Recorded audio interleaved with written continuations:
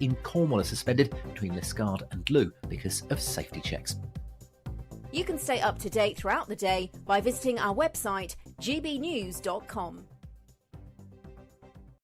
It's Patrick Christie's Tonight, and here we do things differently. It's explaining the absolute madness of this, doesn't it? It's explosive. I mean, this is very good. It's lively. 850. Your government sat there short and it did nothing. It's controversial. And the Middle East has been in turmoil since before I was born. It's everything you need to kickstart your evening. Everyone's had their Weetabix tonight. I love to see it. That's Patrick Christie's Tonight, weeknights from 9 p.m. Only on GB News, the People's Channel, Britain's news channel. Hi, I'm Michelle Dewberry, and my show is your opportunity to cut through all the noise and dive in headfirst to some robust debates. Ideas clash. Situation, isn't it? Because the failure is... You're deliberately avoiding my point. Nothing's held back. And if you think this is the end of it, wait for more. And we do not shy away from the difficult stuff. Sometimes I want to shake people and say, if only you understood. So join me on Jubes & Co. weeknights at 6 p.m, only on GB News, Britain's news channel. Good Afternoon Britain isn't just about us. The wonderful thing about this programme is it's about everyone watching. It's an interactive programme. Well, there absolutely is something to see here, and we're going to be talking about it more. Whether it's breaking royal news, Will, please bring us up to date. or indeed a particularly punchy speech in the House of Commons, Very, very curious. we bring it to you live, and then we bring you live reaction as well. That's Good Afternoon Britain, weekdays from midday. Only on GB News, the People's Channel, Britain's news channel. Join me, Camilla Tominey, for a frank and honest discussion with those in power that cuts through the spin and gets to the heart of the issues shaping our nation. You haven't confirmed that you want to stand as leader, but you haven't ruled it out either. This report basically says that he's not fit to stand trial. Is he indecisive? Incompetent? I deliver the dose of reality Westminster needs. That's the Camilla Tominey Show at 9:30 every Sunday on GB News, the People's Channel, Britain's news channel.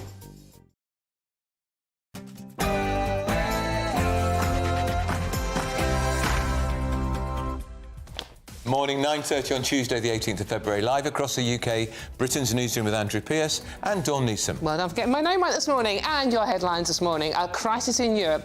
Germany rejects Sir Keir Starmer's call for Europe to step up and deploy troops to Ukraine as part of any peace deal. Here is a PM speaking overnight. At stake is not just the future of Ukraine, it is an existential question for Europe as a whole. Well, the rejection of any peace deal from key European leaders is deeply embarrassing for the Prime Minister. All eyes now on Riyadh and those talks between the US and Russia. And defence spending split. The Prime Minister wants to raise spending to 2.5%, but won't say when, and where will the Chancellor find the £6 billion to fund it? And meanwhile, prisons on the brink. A damning new report says successive governments have worsened the overcrowding crisis, blaming the tough-on-crime approach. And is today the day Thames Water, our biggest water supplier, goes bust? Courts will decide whether to approve a £3 billion emergency loan. We'll have the latest.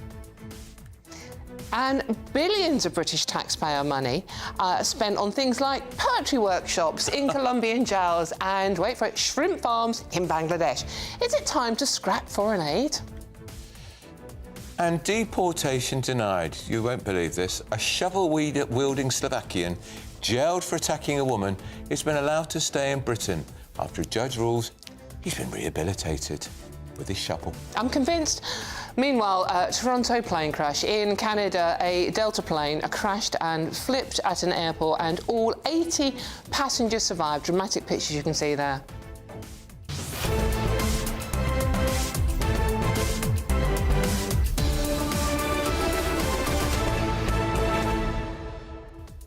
And a big speech yesterday by Kim Baker, which we're going to go through, where she effectively said some cultures are not the same as others. I actually think, I don't know what you think out there, but she's got a point. Because as a woman, I find the way some cultures around the world treat women and young girls, in Iran, for example, if you're a 9-year-old girl, you're allowed to get married to an older man. Yeah, and if that doesn't sound right. If you're in Afghanistan, you're not going to be taught a thing if you're a girl. No, you're actually bricked up inside your house. You're not even allowed through windows now. And we had grooming gangs in this country thought it was perfectly OK to target white girls. So Yes. she made an important speech.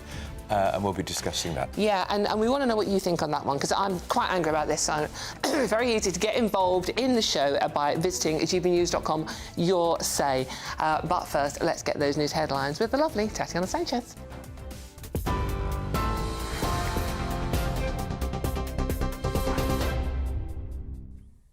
Dawn, thank you very much. The top story, Sir Keir Starmer says any Ukraine peace deal would require a US backstop to deter Russia from attacking Ukraine again.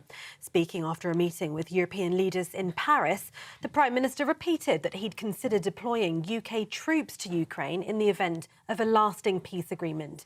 German Chancellor Olaf Scholz said discussing sending troops at present was completely premature, and he was a little irritated by the topic. Well, that says US and Russia's most senior officials are holding talks in Saudi Arabia after President Trump announced peace talks with Russia. Shadow Defence Secretary James Cartledge has called for higher defence spending. We will stand by the government in supporting Ukraine. I think on the specific question of sending in troops, obviously, that raises a lot of questions. We want to know exactly what, for example, the terms of engagement are and so on. But yeah, we wouldn't rule that out. Is we in the UK need to get on with increasing defence spending. There's no use talking about it. We have been waiting months now for them to get on with that. And I would urge them to start increasing spending and placing the procurement orders we need so that we can start replenishing the munitions, not least those we've given to Ukraine. In other news, official figures today have shown wages have risen while unemployment unexpectedly saw no change. The Office for National Statistics says UK average regular earnings growth rose to 5.9% in the 3 months to December and was 3.4% higher after taking consumer prices index inflation into account. It marks the third month in a row of wage growth after falling for a year. In November, both basic pay, excluding bonuses, and average weekly earnings rose at an annual rate of 5.6%. The unemployment rate remained unchanged at 4.4%. And a new independent review into prisons has found sentences are getting longer thanks to political messaging around being tough on crime. It lays the blame on successive governments for the overcrowding in UK prisons, describing ministers' handling as unstrategic and unsustainable. The report found England and Wales have one of the highest prison population rates in Western Europe. Recalling offenders on licence back to jail was said to be a key reason, with numbers rising from under 100 in 1993 to nearly 13,000 in December last year. The chairman of the Independent Sentencing Review has said today it's only a matter of time before prison numbers exceed capacity again. And those are the latest headlines for now. More news from me in half an hour. For the very latest GB News direct to your smartphone, sign up to News Alerts by scanning the QR code or go to gbnews.com/alerts.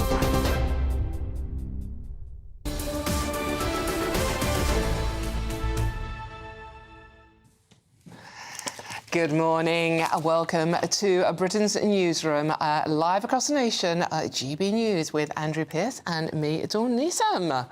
And we've got a cracking show for you today. We certainly have. But before we get stuck into it, yet another extraordinary story about a migrant allowed to stay in this country. Last week we had some bloke couldn't possibly go because his son might eat the wrong chicken nuggets in our baby. You know what? I think I'm convinced there are people in a room, right, coming up with the maddest reasons people apply to stay in this country, but not even I could come up with chicken nuggets. And that was after, remember the story about the paedophile who had to stay in this country for the sake of his children. Yeah, funny that. Wouldn't you want to keep him away from his children if you're a paedophile? Certainly away from everybody else's children. Yeah, exactly. But no, he had family rights. So this one... This is a Slovakian jailed over a shovel attack on a woman during a violent brawl.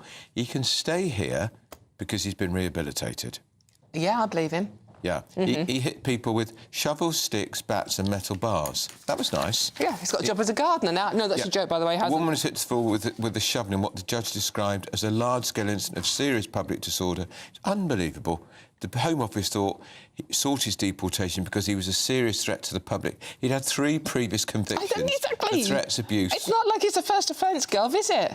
Yeah. I mean, the thing is, this is actually a case of Brexit working. Yeah. I know, shock horror, because the crimes were committed while we were still in the EU. So it's harder to expel him now. Yeah. So is that Brexit working or not working? Brexit not working. Not working. Yeah. It's because I just think there's going to be a clamour to come out of the ECHR. European Court of Human Rights. It's not making sense. And we will get more, won't we? Yeah, and we're going to talk about Kemi Badenoch's speech a little later. She's the Tory leader, in case you've forgotten who she is, because we haven't heard a lot from her.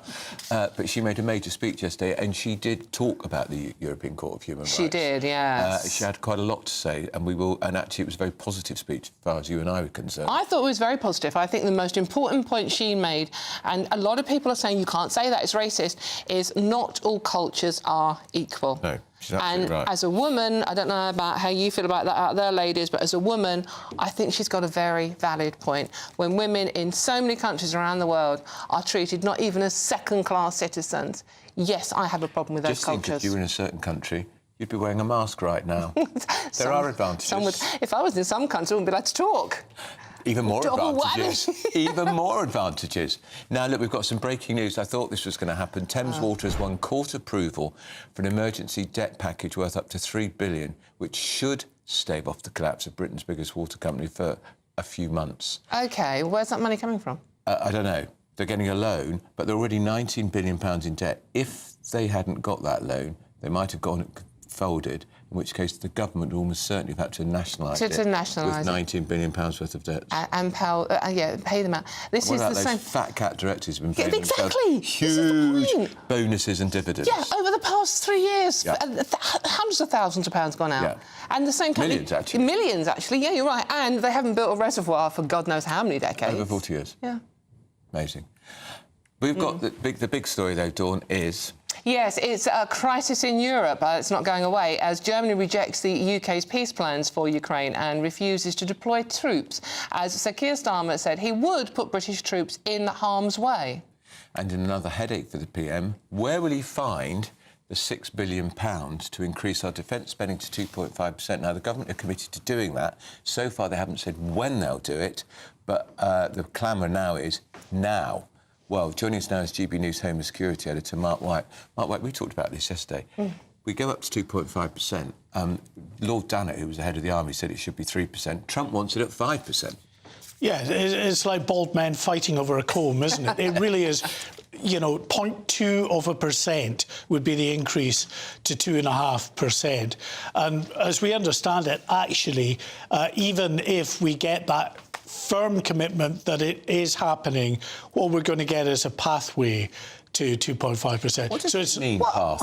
Well, it means that they get to kick the can down the road again and not actually have to bring it up to 2.5% for a number of years, potentially. We may learn a bit more about this from the Defence Secretary, John Healey, who is at the Institute of Government today, due to give a speech. So he might give a bit more detail there. But maybe this is a bit of a rabbit out of the hat that Sir Keir Starmer is waiting to sort of pull out of that top hat when he is at these talks next week with US President in the White House. You can't go to White House, Mark, and say, it's all right, Mr. President, we've got a review being done by Lord... what was his name? He was Blair's first Defence Secretary. Yes, no, I've got you, and it's gone from me as well. Very nice guy. but when he's done his review in July, he's had 4 drafts, because we're on a pathway to 2.5%. He's got to say we're doing it now and what he's going to spend it on, and then worry about where the money comes from. Yeah, listen, it's interesting. The former UK ambassador to the US, Lord Darroch, was speaking this morning and suggesting... Lord Robertson, by the way. Lord Robertson, absolutely, yeah. So Lord Kim Darroch speaking this morning, suggesting that Sir Keir Starmer has actually become quite a pivotal figure in any peace negotiations between the UK, between Russia, the US and Ukraine, because, according to Kim Darroch, because Mr. Starmer will be in the US and will be the first European leader to hold face-to-face talks with President Trump. Well, I'm not sure that President Trump, regardless of whether he's face-to-face with Sir Keir Starmer, will see the British Prime Minister as a pivotal figure in any negotiations. Well, because the Paris summit, I don't think anyone particularly saw him as a pivotal figure there either. I mean, basically, this summit, sort of Europe's already over war, a peace plan. I mean, the Germans are not happy. I mean, the French seem to be on side a bit, but it's not going very well. Well, listen, this was a hastily arranged emergency summit to show that European leaders were still relevant in anything going forward that relates to a deal on Ukraine. But actually, it was a complete and utter disaster. So Keir Starmer's talk of putting UK troops into a peacekeeping role in Ukraine, just given short shrift, immediately dismissed by Poland and by the German Chancellor Olaf Scholz, who described it as premature and inappropriate. Now, in diplomatic terms, that's a real smack in the face. Shows his inexperience, and also he's got a very inexperienced Foreign Secretary, David Lammy. Nobody to be seen in all of this, by the way. No, we haven't. Although I think the Defence Secretary, John Healey, in a cabinet pretty much of pygmies, is one of the bigger ones. He's one of the bigger voices, bigger brains. Meanwhile, the more worrying thing I find is that Zelensky's not actually at the peace summit being held in Saudi Arabia between Russia and America. Well, I'm not surprised at that, and I don't think it's necessarily inappropriate either, because what the Trump administration is trying to do is to have initial discussions with Russia. Remember, Russia has been frozen out in terms of any meaningful conversation from the previous Biden administration and from European leaders ever since the invasion in February 2022. Now, you might argue that's completely the right choice to have made at that time. They've invaded, they should be frozen out, they should be the subject of sanctions and ostracised in the way they have. But clearly President Trump has taken a different viewpoint now. He wants to engage, he wants to bring the sides around the table, but really no one has spoken in any detail with the Russians. So I think what America is trying to do is to get an indication from the Russians, first of all, are they serious about a peace deal? And incidentally, Vladimir Putin's official spokesman has said this morning Russia is deadly serious about entering into these peace talks. So it's to talk about that, it's to try to get an idea of what Russia's red lines might be before then going into the more formal talks, which of course Ukraine will be a key part of. It will be Russia, Ukraine, with US as a broker. Stay with us, Mark, because we're going to go to the Institute of Government, because the Defence Secretary, John Healey, is speaking now. One for each of this new Quad. We'll introduce 3 new centrally determined financial budgets, each with ministerial oversight. Readiness, operations, investment. The new readiness budget will hold the chiefs of the services to account for how they run their day-to-day spending. This will be done by the Chief of Defence Staff through our new Military Strategic Headquarters.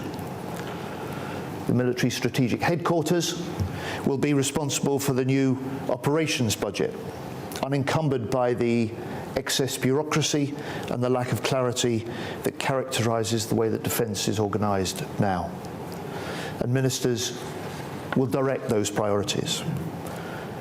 And then finally, our new National Armaments Director will run the single new investment budget, bringing together 8 separate procurement budgets across the organisation into one.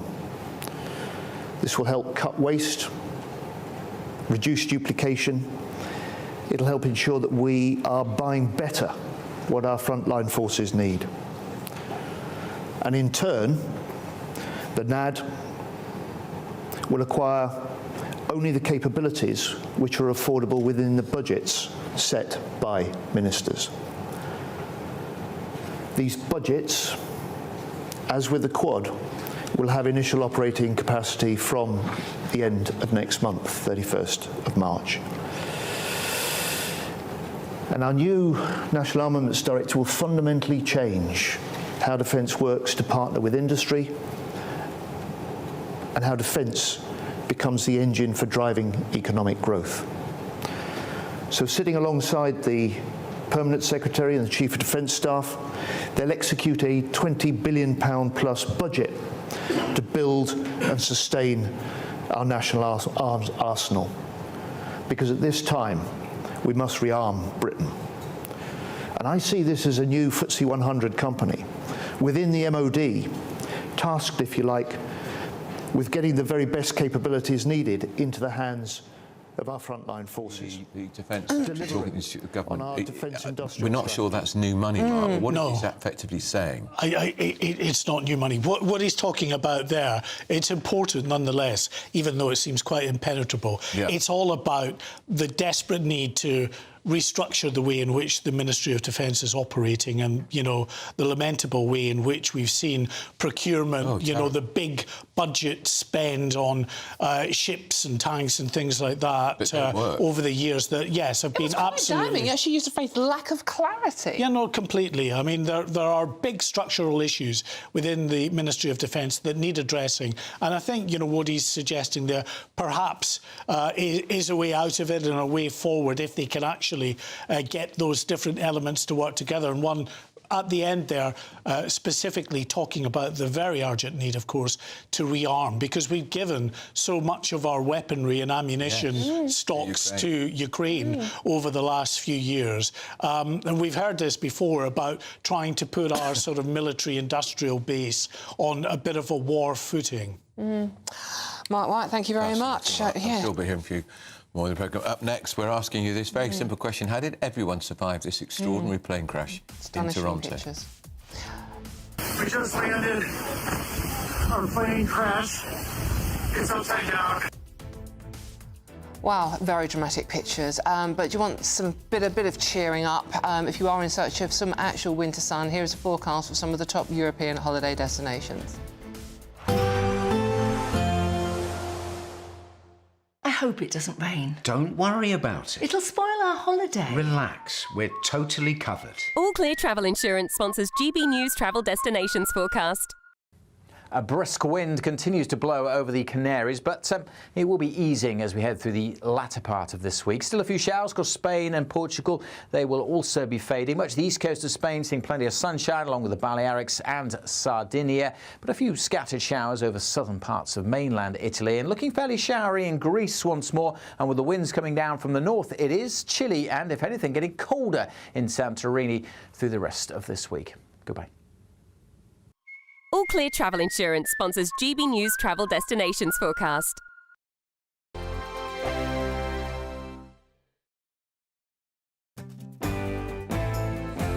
I'm Emily Carver. This is GB News, Britain's news channel.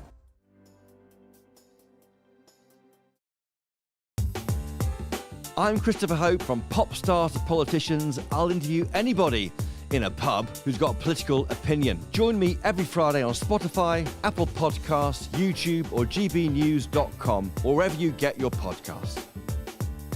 This is GB News, the People's Channel. GB News Breakfast, every day from 6 a.m.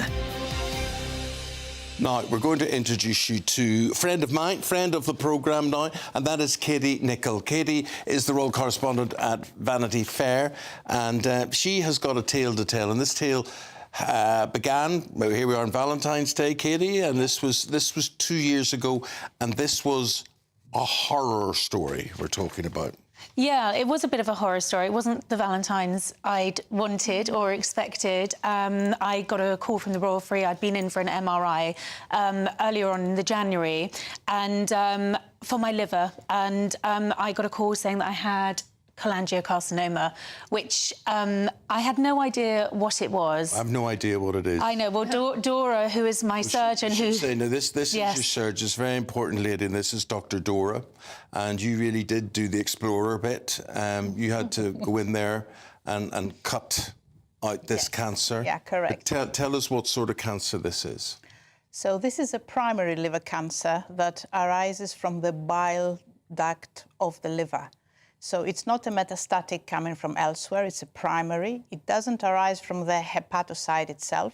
I mean, imagine that the liver is like a red thing, and inside it growing something like a green tree with a lot of branches. So within those branches, we have the epithelial cells, the bile duct cells, and this is where this cancer comes from. I felt that I was possibly perimenopausal. I was getting these heart palpitations. I was getting really, really bad sense of indigestion, but nothing that was making me overly concerned. But I was with a girlfriend and she just said, "Are you all right?" And I burst into tears. I said, I just don't feel myself. And she said, "Just go see your GP." And I did. GB News, the People's Channel. In the GB Newsroom, we bring you the news as it happens. With our team of dedicated journalists across the UK. We're ready to keep you up to date with what's happening every half an hour, every single day. Bulletins here on GB News, the People's Channel, Britain's news channel. I'm Tom Harwood. This is GB News, Britain's news channel.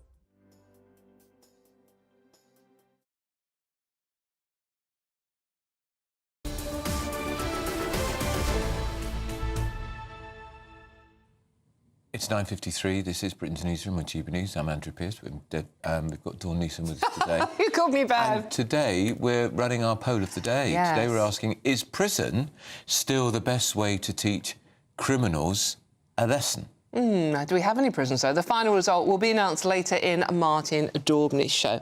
And of course, for all our latest polls, news and how to vote, just go to gbnews.com/poll. Exactly. And people have been... They are really being nice in this system. Keep your messages coming in. gbnews.com/your say is how you join in the conversation. You can be nice even if you want. This is one from Jelly Bean. Good morning, Jelly Bean. Love that name, by the way. Good morning, you two. Love it when Dawn is with Andrew. How nice. Aw, that's really sweet.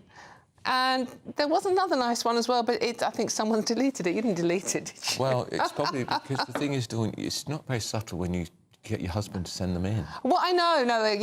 He doesn't call himself Jelly Bean. No. But a lot of people not in love with Keir Starmer's speech, by the way. And still to come, find out which evil villain is going to wipe out Doctor Who, and it's not a Dalek. This is Britain's Newsroom on GB News.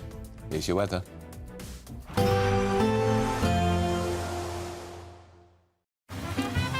Despite the morning rain, it'll be a nice, warm, cosy day ahead. Boxed heat pumps, sponsors of weather on GB News. Good morning. Welcome to your latest weather update from the Met Office here on GB News. A bit of a damp start for Northern Ireland and Scotland, where there's a bit of snow falling too. For most of England and Wales, though, it'll be a dry day and for many, quite a bright day. It's not just snow, some freezing rain also across parts of southern Scotland, so it could be icy here for the morning commute. The damp weather slowly fizzles out as we go through the day. Bit of snow even at lower levels, but most of it will be over the hills. The rain and drizzle easing off across Northern Ireland. Staying quite windy here, quite a brisk breeze along the south coast of England, South Wales. The brightest skies in the east, but temperatures again struggling here despite a bit of weak sunshine.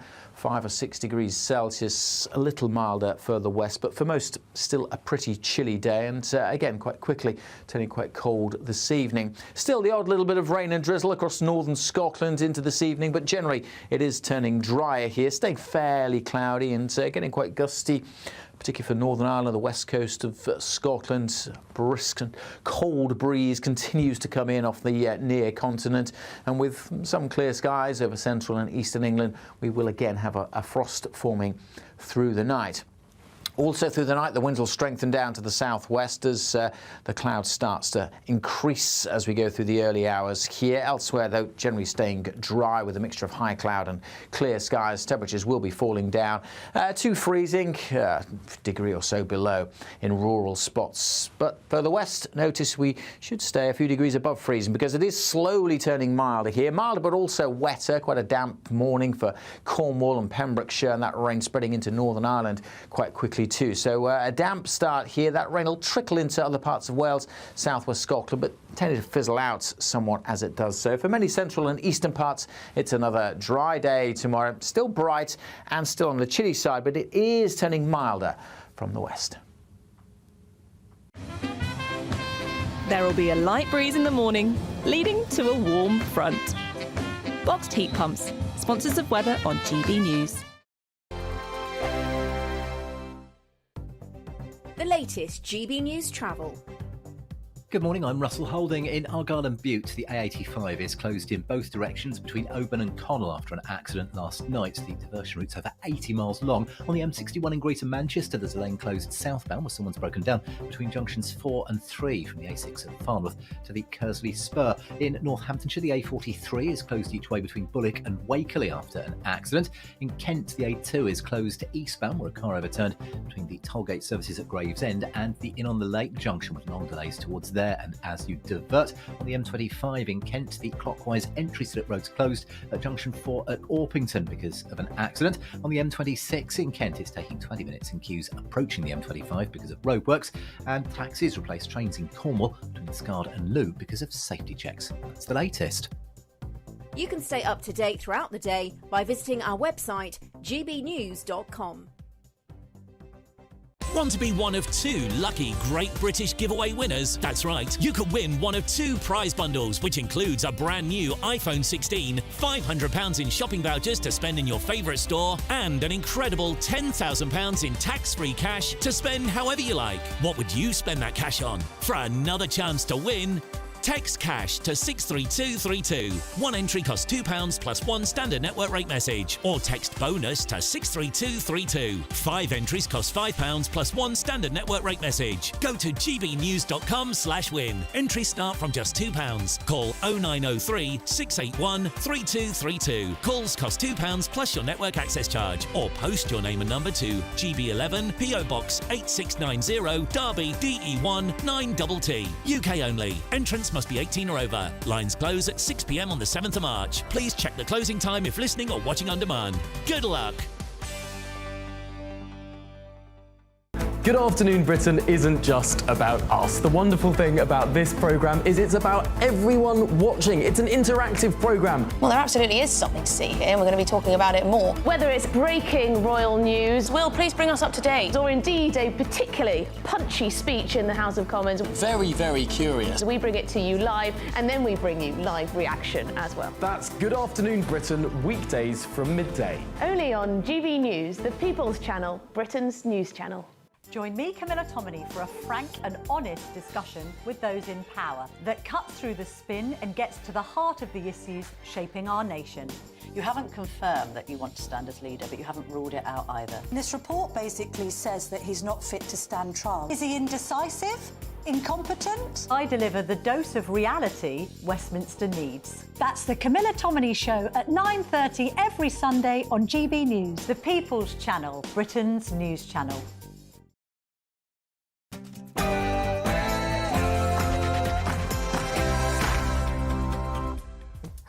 Oh, good morning to you. It is 10 o'clock on Tuesday, the 18th of February, live across the United Kingdom. This is Britain's Newsroom with Andrew Pierce, Tim, and me, Dawn Neeson. Crisis in Europe. Germany's rejected Sir Keir Starmer's call for Europe to step up and deploy troops to Ukraine as part of any peace deal. Here is the Prime Minister speaking overnight. At stake is not just the future of Ukraine, it is an existential question for Europe as a whole. Meanwhile, a defence spending split. The PM wants to increase spending to 2.5%, but where will the Chancellor find £6 billion to fund it?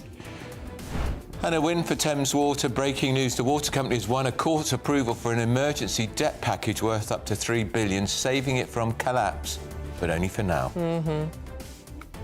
And yay, more money, folks. More migrant hotels. Labour pushes back the deadline as migrant hotels are set to be used for the next 4 years. Of course they are. Oh. And in Birmingham, the bin strikes. Refuse workers in the second city have rejected a one-off pay offer from the council, and rubbish is piling up. Well, you mentioning there, just a day after Unite rejected that one-off pay offer in exchange for what they called brutal pay cuts, the bin workers have been back on strike on the picket line this morning. I'll bring you all of the details. And royal portraits. The Princess of Wales and her children show off their drawing skills by sharing portraits of one another. Aww.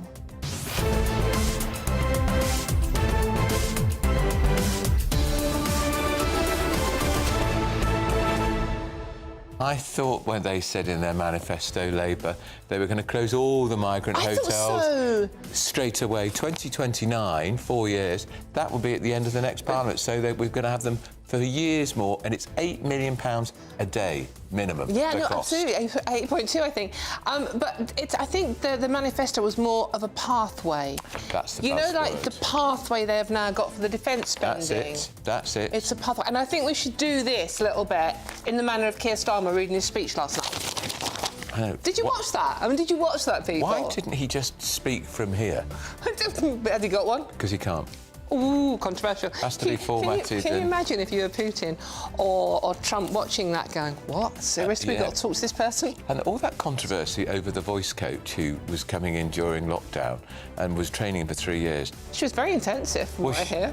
I'd want my money back, because he still sounds like a Dalek who's got a bit of constipation. Yeah, constipated Dalek. And the Daleks are in trouble as well, aren't they? More about that. Yeah. Mm-hmm. We would love to hear what you think. Send your views and post your comments by visiting. Yeah, gbnews.com/your say, and feel free to rustle papers while you're messaging us. But first, let's get those news headlines with Tatiana Sanchez.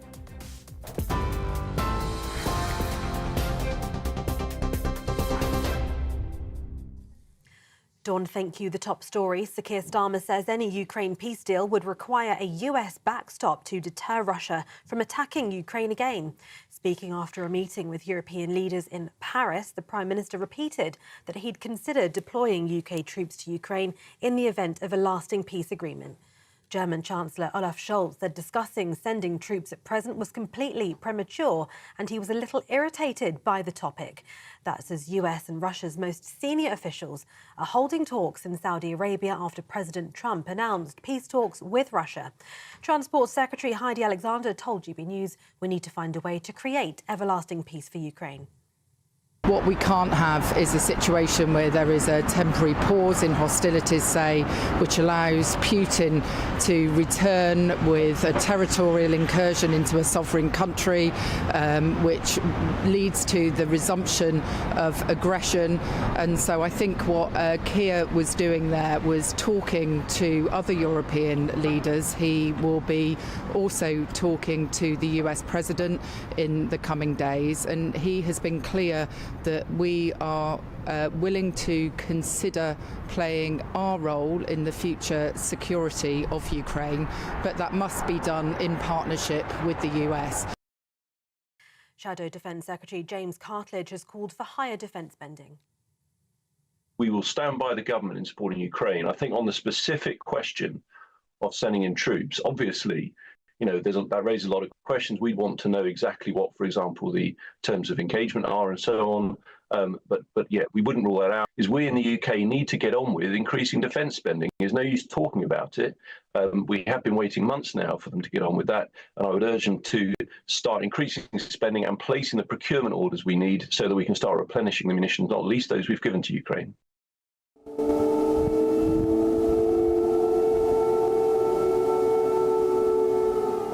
Well, that's as air raid sirens blared across Kyiv following a Russian drone attack early this morning. As peace talks do take place between US and Russian senior officials today, Ukraine, which is not attending, says no peace deal can be made on its behalf.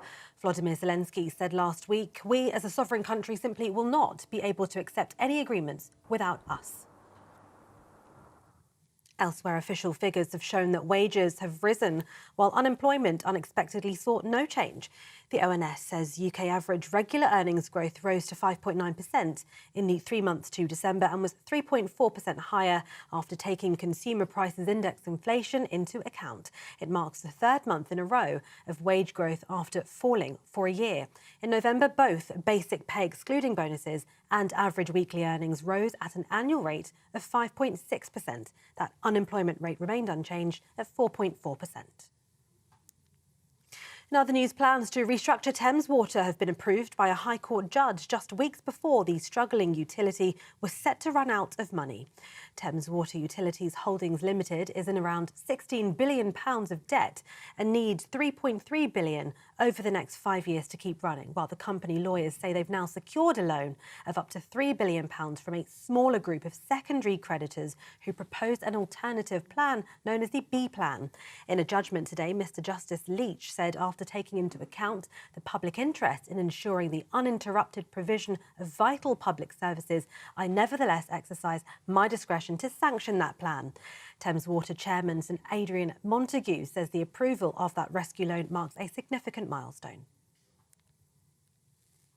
A new independent review into prisons has found sentences are getting longer thanks to political messaging around being tough on crime. It lays the blame on successive governments for the overcrowding in UK prisons, describing ministers' handling as unstrategic and unsustainable. The report found England and Wales have one of the highest prison population rates in Western Europe. Meanwhile, the first of up to 390 prisoners are being released early in the latest attempt to ease overcrowding in Scotland's jails. Emergency legislation was passed last year, which allows eligible inmates sentenced to less than 4 years to be freed after 40% of their term rather than 50%. They'll be released over a 6-week period starting today.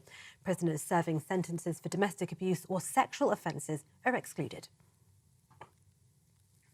And all passengers and crew on a flight that crashed and overturned while landing at Toronto Pearson Airport in Canada have survived. There were 76 passengers and 4 crew. At least 18 people have been injured, though, in that crash that left the aircraft upside down. 3 of those injured are in a critical condition. Canada Police has said it doesn't know the circumstances yet surrounding the crash. And those are the latest headlines for now. More news from me at 10:30.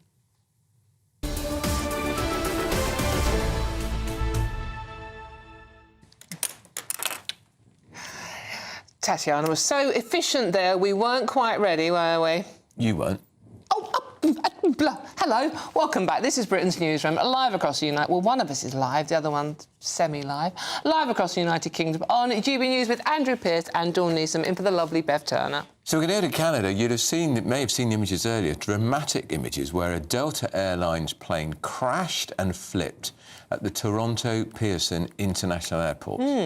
Incredibly, 80 passengers and crew have survived, 18 injured and 3 are in a critical condition.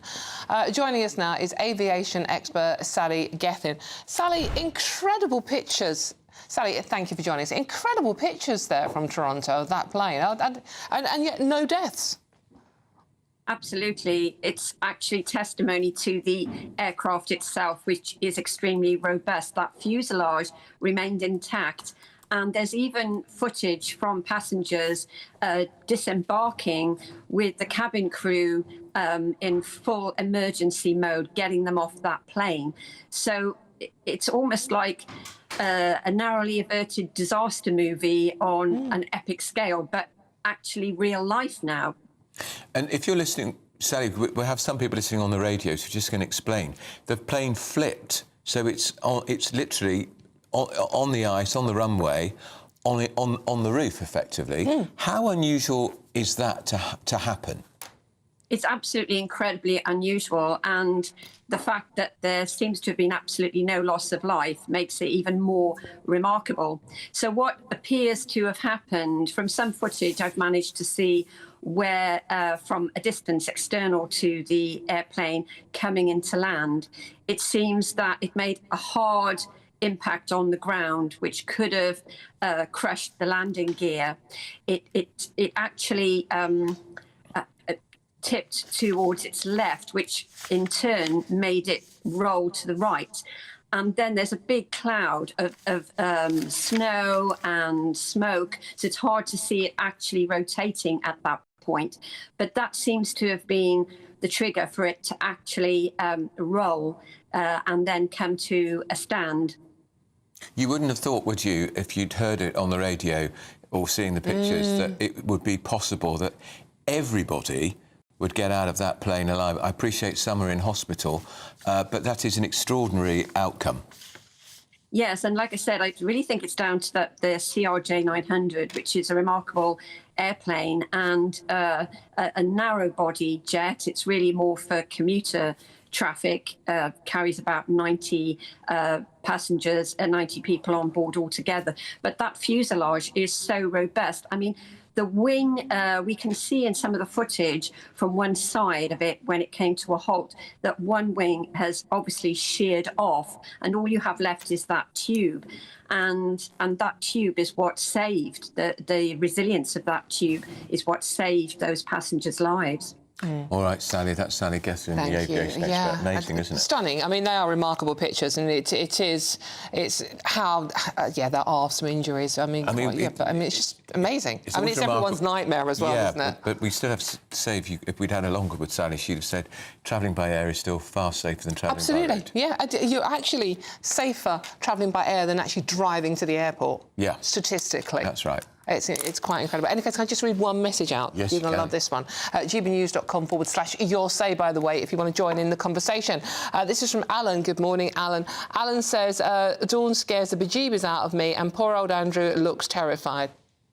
I'm not, actually. I suspect she has some thumb screws attached to his unmentionables. Not yet, but give me time. Well, that's interesting. In any case, is there a... Well, I thought it was a good... Thank you. Keep them coming in. GBnews.com/your say. A crisis in Europe. Germany has flatly rejected the UK's peace plan for Ukraine and refuses to deploy troops. So is Italy, so is Poland and Spain. That went well for Starmer. We've got France on side. OK. Speaking this morning in central London, Defence Secretary John Healey says we are in a new era of threat and that the Labour government's commitment to defence is unshakable. Well, let's talk to defence consultant at the Yorktown Institute, Rob Clark. Rob, morning to you.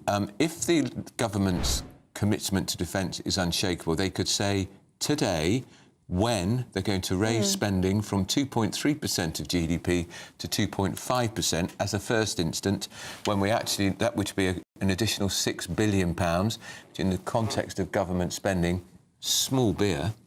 But, of course, others are saying, if you talk to people like Lord Dunnett, the former head of the Army, said it should be at least 3%, which would be an additional £20 billion. Good morning. Thanks for having me. Both takes are exactly right. So this is a political decision by Sir Keir Starmer and Rachel Reeves to not increase defence spending, like you say, from 2.3% to what was an election manifesto promise 7 months ago now to 2.5%. We still don't have a timeline for this, which is what they've been advocating for the last better part of a year. And now we've got to a situation where our forces are so depleted, they're stretched so thinly across multiple existing commitments. And the nature of the forces themselves, as an ex-serviceman and an active reservist, I know firsthand the actual state of our forces, the recruiting pipeline, the training pipeline, the strains on the defence estate are enormous. We're in an incredibly perilous position to then start talking about deploying troops to Ukraine.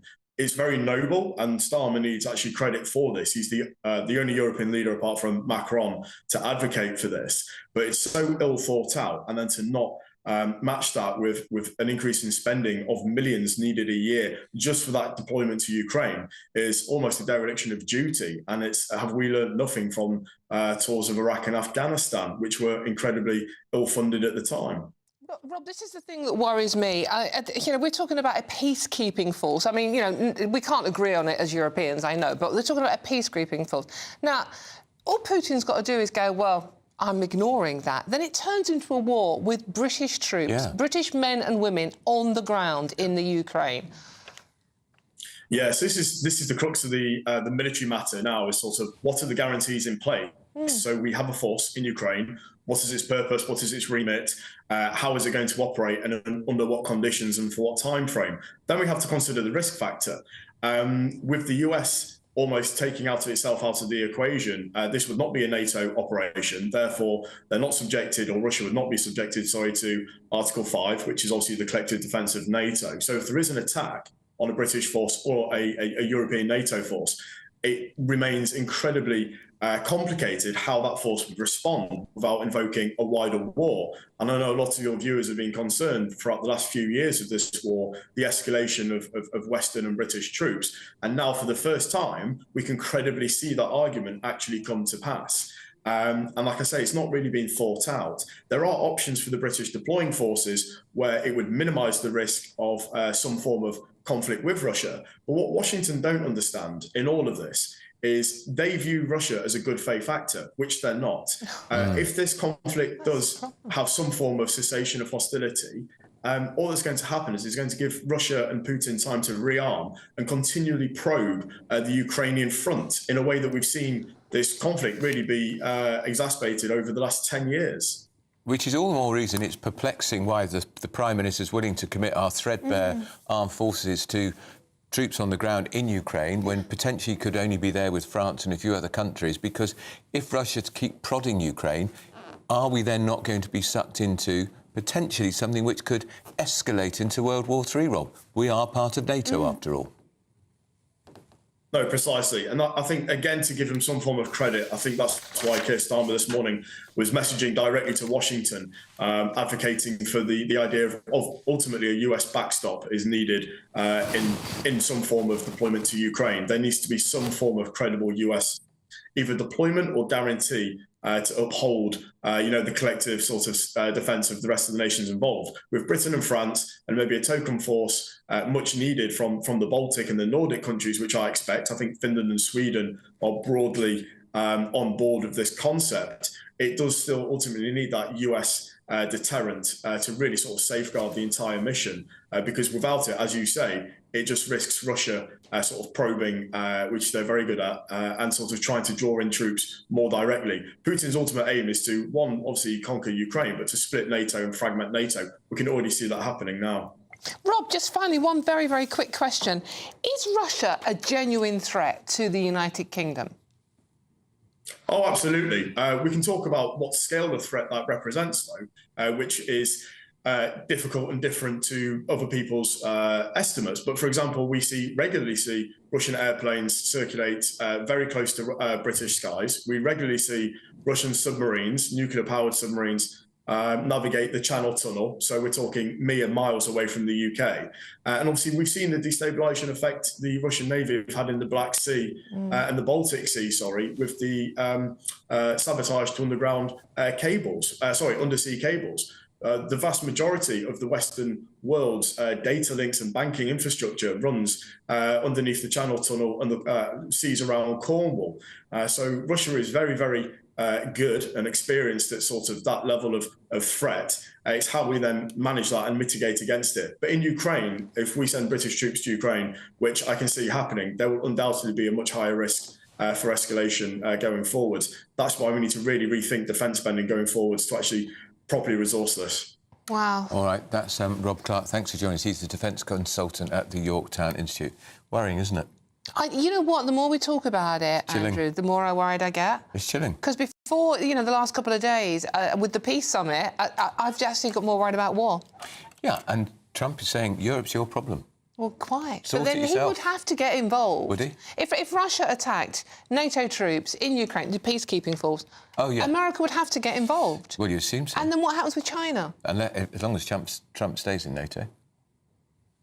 There's a thought. Oh, God. Now, if you want to be one of two new winners, each with people up. Each with a new iPhone, shopping vouchers, and get this £10,000 in tax-free cash, here's all the details you'll need. We're doubling your chances to win in our latest Great British giveaway, with 2 fabulous prize bundles up for grabs. There's 2 lots of a totally tax-free £10,000 in cash. You'll also receive a brand new iPhone 16, along with £500 in shopping vouchers to spend at your favourite store. And the best news is 2 lucky winners are going to win. For another chance to win, text cash to 63232. One entry costs £2 plus 1 standard network rate message, or text bonus to 63232. 5 entries cost £5 plus 1 standard network rate message. Go to gbnews.com/win. Entries start from just £2. Call 0903 681 3232. Calls cost £2 plus your network access charge, or post your name and number to GB11 PO Box 8690 Derby DE1 9TT. UK only. Entrants must be 18 or over. Lines close at 6 p.m. on the 7th of March. Please check the closing time if listening or watching on demand. Good luck. Good luck indeed if you need a bit of cheering up this morning, and I certainly do, but I'm not allowed to enter, so give it a go. No, you can't enter. No, all right, thanks, Dad. Any case, up next, we'll tell you about the warning to you from Home Office's a top civil servant. It's all about migrant hotels. Oh, don't miss it. This is GB News on Britain's Newsroom on GB News.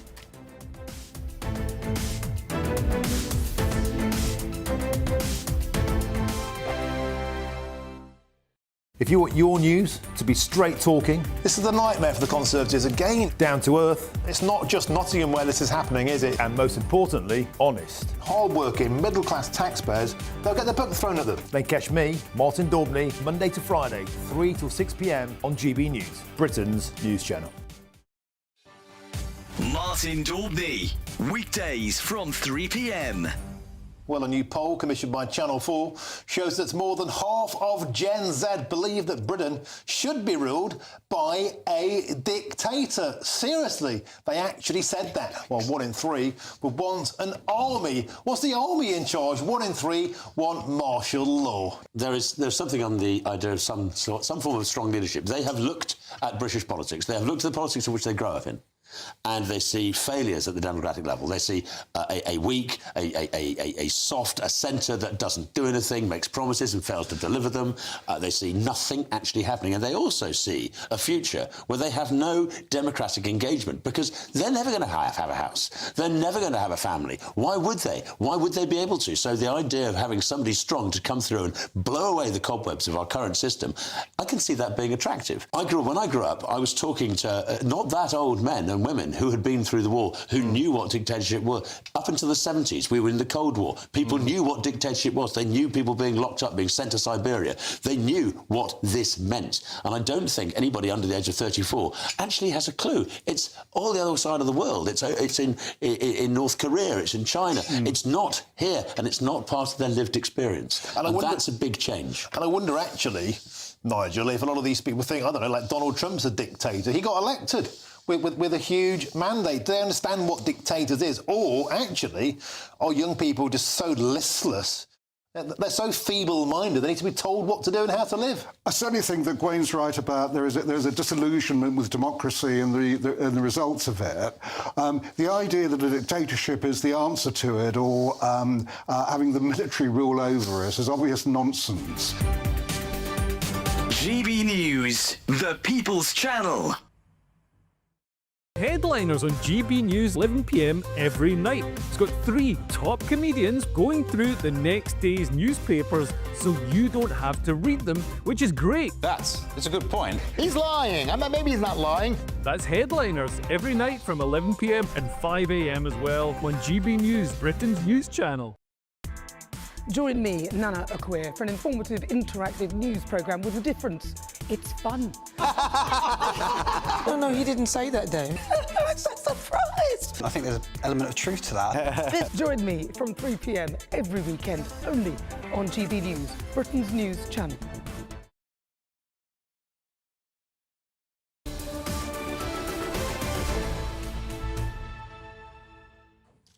Hello and welcome back. Favourite bit of the show, we are going through the newspapers for you with its senior political commentator Nigel Nelson and founding chairman for Global Britain, Ammon Bogle. Thank you very much for joining us, gentlemen, both looking very dapper. Very good. And Ammon, welcome to the show. I'm not sure you've been on with me before. Not with you, no, but I think with me, see. Oh, everybody's been on with Bev. I'm Dawn. Everyone's been on with Bev, you can say that. Freudian slip. You can call me whatever you want, darling. You normally do. Any case, where are we kicking off with, boys? What should we start with? Migrant hotel. Should we do migrant hotel? No, I'm sure your lot said, Nigel, your lot being the Labour government, that they were going to close down, they were going to shut down all the migrant hotels because they were going to smash the gangs, they were going to stop the boats. So all the migrant hotels that had flourished and mushroomed under the Tories were going to close. And now we gather they're going to be with us till 2029. It wasn't a manifesto commitment. There we go. You are absolutely right. They did originally say that they thought they'd be able to close them in a year. A year, that's right. And they can't. And now they're admitting they can't close them in 5 years. Well, but they have gone down. So that there used to be under the Tories 400 migrant hotels. We're now down to 220.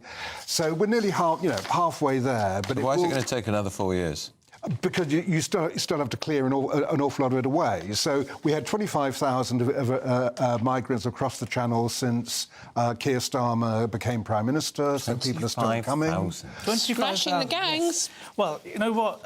Keir Starmer promised us that he'd be smashing the gangs. It's the gang smashing Starmer. That's what's happening. 25,000 since he became Prime Minister, and that's during such a cold weather spell that we had over the last month and a half. But more than that, you know, what we really need to get into the nitty-gritty of this is this contract being extended is not just until the end of this Parliament. There's a clause in it to extend it further to 2036. Oh, my God. And this is £4 million a day that should be being spent on, you know, giving money to our pensioners, nurses. But not just that. You know, this is, again, more skullduggery by Starmer and his government for a simple fact. He's not just doing this, he's also increasing the legal aid that is going to be given to these asylum seekers up by 30% to a whopping £61 million, so that on the one hand, he can say, oh, well, I'm trying to stop them getting citizenship. And on the other hand, he's giving those dinghy-chasing lawyers money to fight His Majesty's government. It's £8 million a day, Nigel. Surely, why don't we do like some other European countries have done and just have detention centres where we house them so we can process them and they're in a safe, secure place? No, I'm not talking about prison camps, but they're in a safe, secure place where we can process them. Former holiday camps? Yeah, like, you know, army bases. The Tories tried that, and it really didn't work. The Baby Stockholm was not a good place to go and put migrants. The barge that was the barge, so they got rid of that. They did look at former RAF bases and found that they weren't suitable. At the moment, what you're doing there is you are cutting the backlog. So they've employed 1,000 more civil servants at the Home Office to do just that. So the backlog is being cut down. Unfortunately, of course, people are still coming in. So it will take, you know, realistically, some time to get rid of all hotels, but then we still haven't got an answer to the entire migrant problem. Yeah, when are they going to smash the gangs? Well, we've only just started the process, haven't we? And again, none of these things are silver bullets. Even if you... But you see, I think they thought it was going to be easy. Because when we kept getting that mantra from that Cooper, you shut home, said, we'll smash the gangs. Didn't you think the Tories had tried to smash the gangs? Of course they had. No, I appreciate that. I don't think anyone ever thought you'd actually be able to stop it. The whole point is to try and reduce the numbers that are coming over. Look, there's only one way to stop this, and that's what the Australians did many moons ago with people coming over from Indonesia to Australia, and that is simply, well, you know, the Royal Navy and the lifeboat are picking these people up in the middle of the Channel. Well, why are we bringing them to our Kent coast? Go and drop them back at Calais. What are the French going to do? Go to war with us? But no, they're not. Look, I mean, Australia is different. There's 150 miles of international water between Australia and Indonesia. The boats are bigger, so you can start turning them back. There's an agreement with Indonesia to do just that. Yes, and we've been paying France, you know, £500 million for God knows for how long to deal with this, and they haven't. No, they haven't. And it's about time we got our due money's worth. And the simple answer is we drop them back on the French coast, and you know what? Within 2 hours, it'll stop. The pull is there that these people will come here, and you know what? I agree with you. They will get indefinite leave to remain as refugees, and then they'll be going back to the same countries that they originate from on holiday. But it's not a French problem. These people are not going to Calais to go sightseeing. They're going to Calais to come to Britain. So all they're doing is passing through France, having passed through a number of other countries. Well, it is a French problem, because France is a safe country. I know, that's what everyone keeps saying, safe country, but the point I'm making is that they're not going to France to be in France. They're going to Calais. Because we're a soft touch. Well, I'm not even sure a soft touch. We are. The French say we are themselves, don't they? Do you think we're a soft touch? Well, we're beyond a soft touch. We're an active magnet for every criminal around the world who wants to come to the UK. And let's be honest, as the White House press secretary said, anyone who breaks into our borders is immediately a criminal. That's what they're doing. They're breaking into our borders. These are illegal migrants. They're not. But they're not. It's not illegal to cross the Channel in a small boat. It is illegal. But when they land on our shores, they've entered illegally. No, if they claim asylum, they haven't. If they become an illegal migrant after that, that is the point where it is illegal. This is the exact type of nonsense that's got us into the mess in the first place. Well, that is international law. At the moment, what international law? But this is about British national interest. These people can't claim asylum unless they're on British soil. International international law said you claim asylum where you've first set foot on the soil? No, it never said that. Right. It didn't actually say that. So what we need to do is try and change the system where they have to claim asylum on British soil. If you could actually start processing offshore, that would be a way of deterring them crossing the channel. We have and we can discuss this all day. Just very, very quickly, gentlemen, I want to actually mention the people that are really suffering while migrants are in warm hotels. And this is the Daily Express today. 3 out of 4 OAPs are living in cold homes. Exactly. They should be in the hotels. They should be in the hotels. But you know what? As the UK, we already spent, probably until the US aid scandal came in the way, we spent more than our fair share to help those in need around the world. You know, why are we so hell-bent on displacing people from their original home countries, bringing them over here when we haven't got enough to look after our own people? It's bonkers. Yeah, we can't. Old people can't even afford to put their heating on because his lot cancelled the winter fuel allowance. Well, no, I've said before, I wasn't in favour of cancelling the winter fuel allowance. What I'd like to have seen is them tax it. The moment you had rich pensioners, I know one who used to call it his claret fund. Yeah. Never spent it on winter fuel or anything like that. What, you spent it on carrots? Claret. Oh, not a carrot. My hearing isn't going. But I mean, that is the problem. I mean, it's not fair. Most pensioners are not millionaires. Most pensioners are living in cold homes and worried about putting the heating on. Gento, you're coming back, and we just want to share some breaking news for you. Yes. The Vatican has cancelled Pope Francis' weekend engagements because of his continued ill health. We'll keep you up to date on GB News. Let's go straight to the headlines now with Tatiana Sanchez.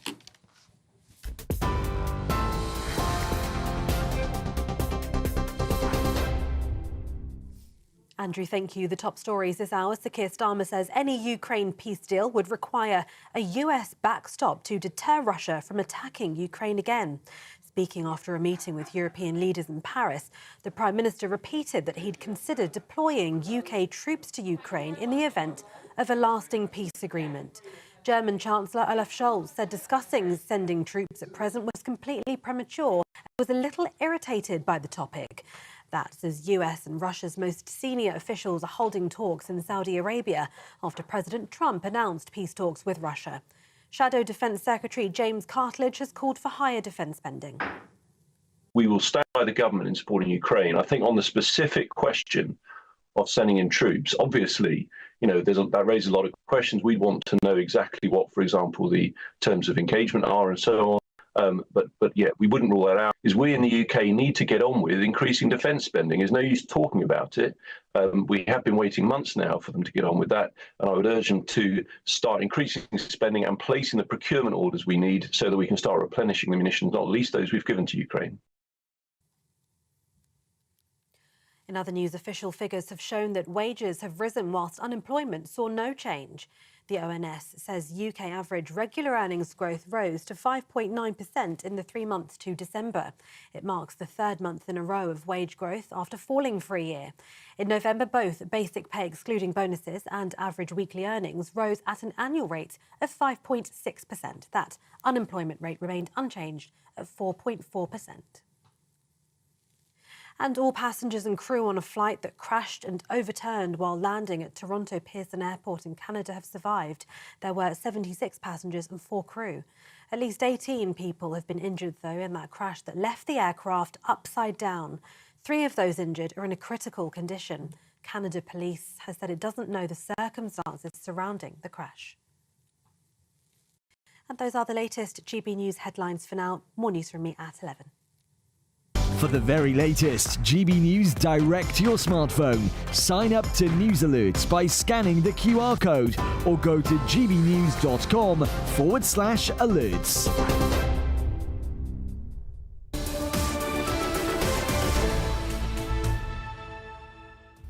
Thank you very much, Tatiana. Now, you don't want to go anywhere. An amazing show packed for you coming up. Up next, though, Inclusive Green Enterprises in India, a gender disinformation conference in Kenya, and studying shrimp health in Afghanistan. Is that good use of your taxpayer cash? We'll debate that very shortly. Spoiler alert. Mrs. Thatcher would say, it's no, no, No. It's a debate, Andrew. I'll just give him my view. Oh, in any case, it's not about him, it's about you. gbnews.com/yoursay if you want to get involved in that debate. We'll see you very soon. This is Britain's Newsroom on GB News, but you don't want to miss what's coming next. Good morning. Welcome to your latest weather update from the Met Office here on GB News. Bit of a damp start for Northern Ireland and Scotland, where there's a bit of snow falling too. For most of England and Wales, though, it'll be a dry day, and for many, quite a bright day. It's not just snow, some freezing rain also across parts of southern Scotland, so it could be icy here for the morning commute. The damp weather slowly fizzles out as we go through the day. Bit of snow even at lower levels, but most of it will be over the hills. The rain and drizzle easing off across Northern Ireland. Staying quite windy here, quite a brisk breeze along the south coast of England, South Wales. The brightest skies in the east, but temperatures again struggling here despite a bit of weak sunshine. 5 or 6 degrees Celsius, a little milder further west, but for most still a pretty chilly day, and again quite quickly turning quite cold this evening. Still the odd little bit of rain and drizzle across northern Scotland into this evening, but generally it is turning drier here, staying fairly cloudy and getting quite gusty, particularly for Northern Ireland, the west coast of Scotland. Brisk and cold breeze continues to come in off the near continent, and with some clear skies over central and eastern England, we will again have a frost forming through the night.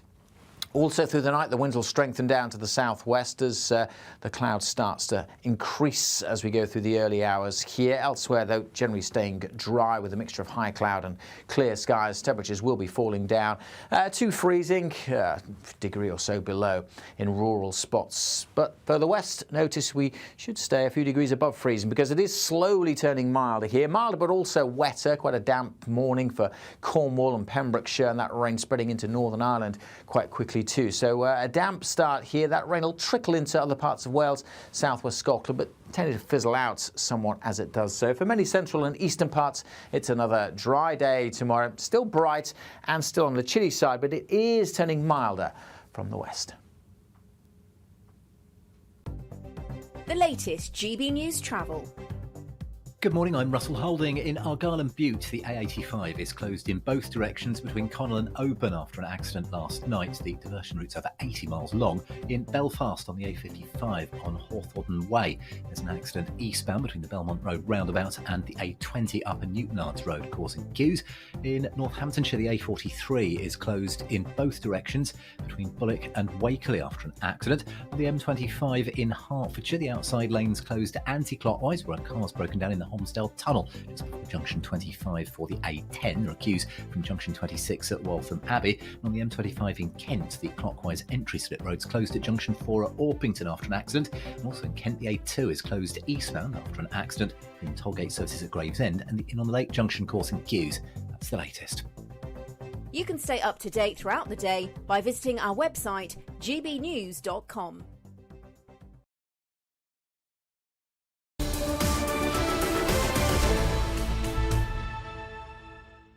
Now, if you're one of those pensioners who had their winter fuel taken away from them, £200-300 a year, you'd be curious to know that this government has allocated £13.5 billion in foreign aid for the current year. Yay, go. Now, much of the money does go towards benefiting important issues, but some, I would say quite a lot, is going towards things like poetry workshops in Colombian jails and shrimp farms in Bangladesh, my personal favourite. So we're asking, is it time to cut the foreign aid budget? We're joined by The Spectator's data editor, Michael Simmons, and commissioning editor at Prospect magazine, Emily Lawford. Well, Emily, let's talk to you first. We could read out a few more examples. I'd have thought £500,000 for a fleet of electric Porsches for Albanian jails may stick in the craw of some people watching and listening. Look, I don't think that if you looked over every single part of the aid spending, I'm sure you'd be able to find, and have found, lots of examples where it could be better allocated. But I think cutting the general budget is a really bad idea. I think there's two main reasons for international aid. The huge moral reason, saves millions of lives, gets millions of girls' education, has a massive impact on world hunger, global health, climate change. And second of all, for Britain's soft power, I think it's really important for us to be known as a force for good in the world. You know, we have declining military influence, but it's important for us to have influence elsewhere. I just want to throw one other example at you. India, which is one of the world's worst polluters, couldn't give a hoot about all these climate change summits and conferences. We're giving £114 million to inclusive green enterprises. A waste of money, and what accountability is there, and how do we know any of it's spent properly? Well, corrupt governments. Michael, coming to you on this one. The argument goes that the more we help people in third world countries, the less migration we are going to have into the West. Well, that's going well. That's the argument. I'm just putting the argument out there. Michael, what would you say to that? That we do need to help third world countries to stop them wanting to come and live in the West? Well, I mean, in principle, yes. But I mean, as Andrew's just pointed out, that, you know, that clearly hasn't happened. And we're not, I don't think anyone's proposing a serious increase to the foreign aid budget. So even if you could pile, you know, millions and billions more in and it would reduce international migration, that just seems not to be the case. I think the issue is actually not that we have foreign aid at all. It's that we have this silly target that was 0.7% of national income. It's down to 0.5%. But if you have this target that the Foreign Office and different departments have to meet, then you're going to end up just getting, you know, throwing money everywhere, having this silly spending on shrimp health, on the poetry workshops in Colombian jails, as you mentioned. And Emily, I mean, this isn't actually our foreign aid we're talking about. It's foreign bribes, isn't it? What we're trying to do is keep various countries on side. We know China are investing huge amounts in Africa, and it's not for the benefit of their health. It's so they have power in Africa. So if we just call it what it is rather than foreign aid, maybe people will accept it more. Well, I see your argument, but I mean, I'm not actually as worried about the motivation as I think the impact is really important. You know, in things like the global fight to wipe out HIV, our aid is extremely important in that. Likewise, malnutrition, you know, people who are 5-year-old girls, they need sanitary care and health care. That stuff's really important. And I don't really, you know, if China's doing it, if we're doing it, I think it really matters. And I don't think we should forget the moral argument here. Sure, you'll be able to find areas where it could be used better, but I don't think we should lose sight of that. Don't you think the £5 million we're spending on transforming feminist funding in Iraq, that £5 million could be better spent helping old people who can't afford to put their heating on this winter?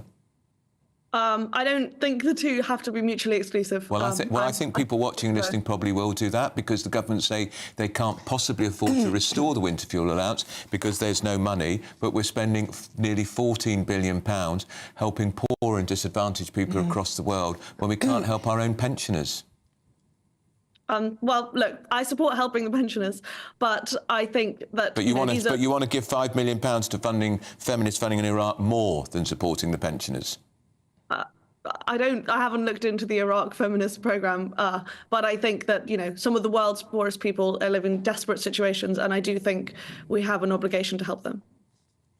Michael, yeah, an obligation to help the genuinely poor, but we could argue that some of the groups that are receiving funding here, they've been having the issues that we know they're still having for decades. So the money we have sent them in the past, where is this going? Ethiopia.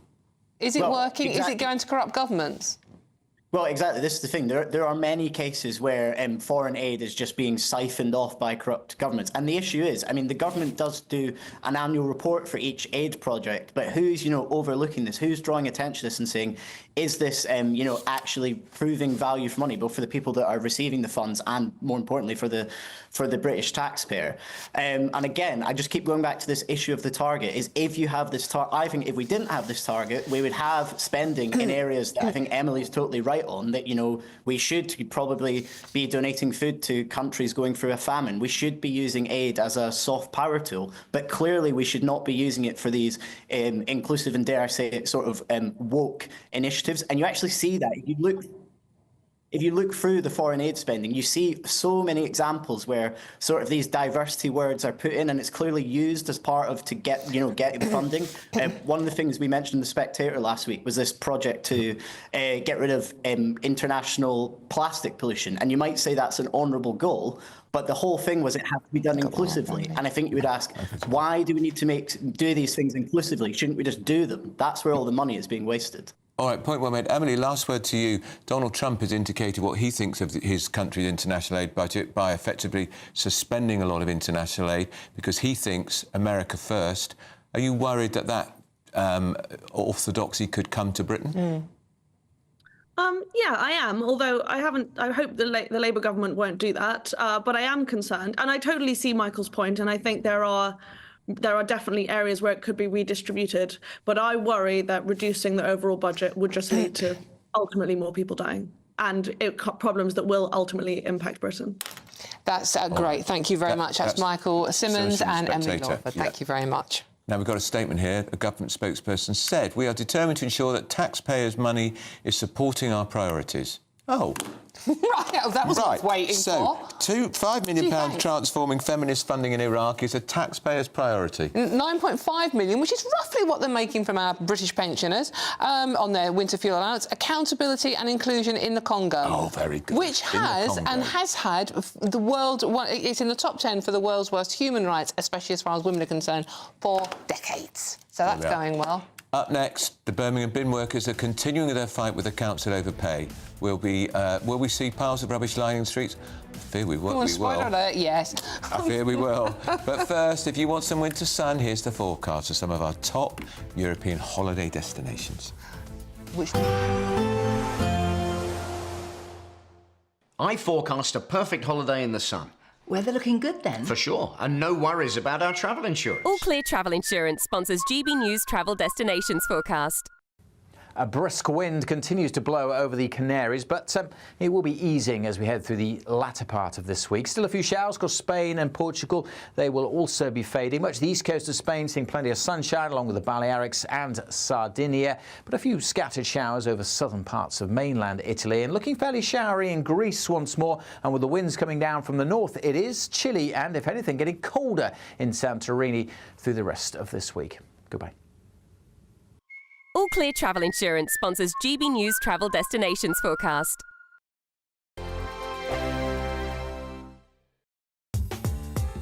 I'm Christopher Hope. From pop stars to politicians, I'll interview anybody in a pub who's got a political opinion. Join me every Friday on Spotify, Apple Podcasts, YouTube or gbnews.com, or wherever you get your podcasts. This is GB News, the People's Channel. This is GB News, Britain's news channel.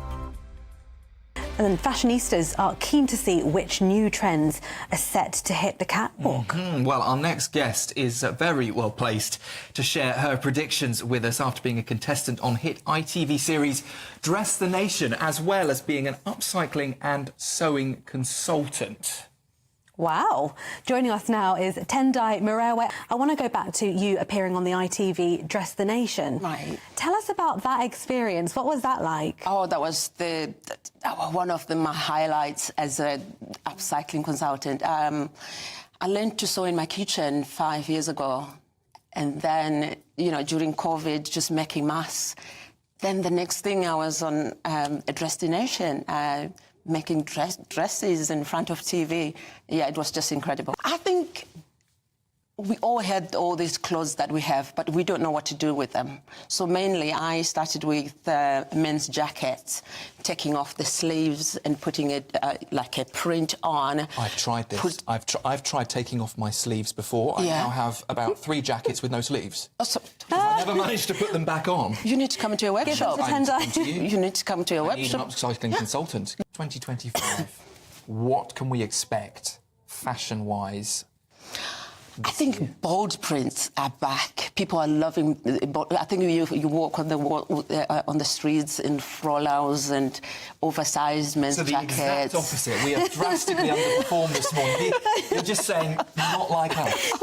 We just woke up this morning and thought it's winter, it's cold, it's grey. Grey, miserable. Is that not the way to go? No, it is. It's still, I think because fashion is expressive. It's whatever you want to express yourself. You know? GB News, the People's Channel.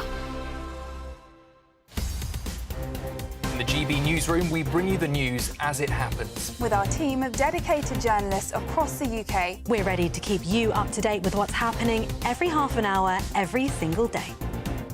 Bulletins here on GB News. The People's Channel. Britain's news channel.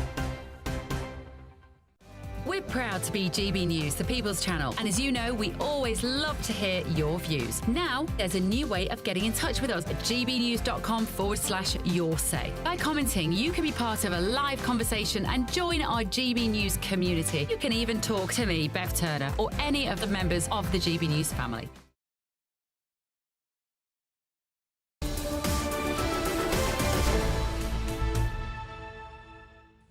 10:51 on Britain's Newsroom on GB News. Yes, indeed. And lots of you getting in touch about everything we're talking about today. So keep them coming in. gbnews.com/your-say. Just want to read this one out, pegged on the debate we've just had about foreign aid. This is from Trevor. Good morning, Trevor. Says, foreign aid, what a joke. Funding dictators' lifestyles. As soon as African countries get their aid, the president gets a new private jet. Lots of you pretty much agreeing with that, to be honest with you. I thought they probably would. Now, how full is your bin? Mountains of rubbish are piling up on the streets of Birmingham as bin strikes continue across the second city. Yeah, we're joined now by GB News West Midlands reporter Jack Carlson, who is there for us now. Jack, OK, bring us up to date. This seems to be going on for months now. What's the latest on this story?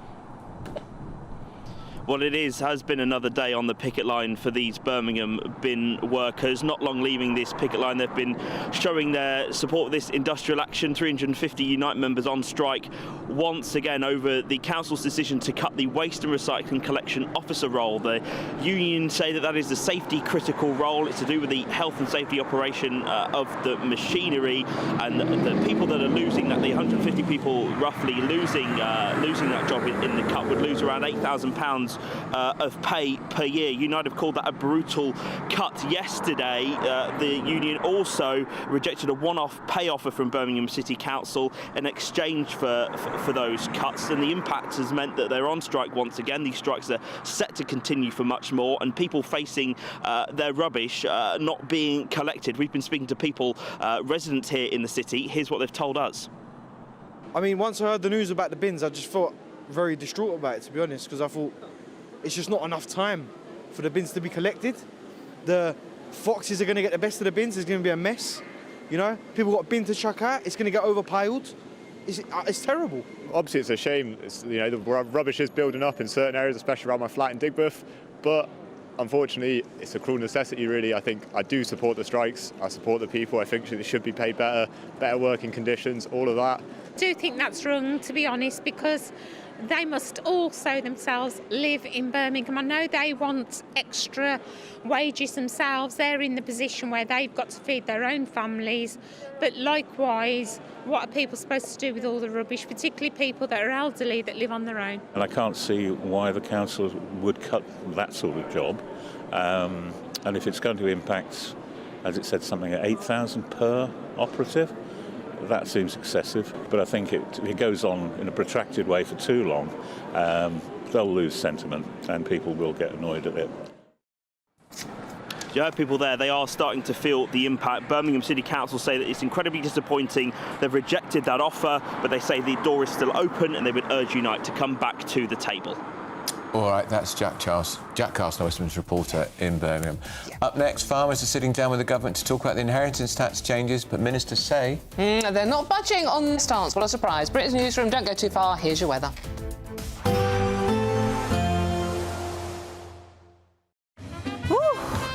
A chilly start will give way to a lovely, warm afternoon.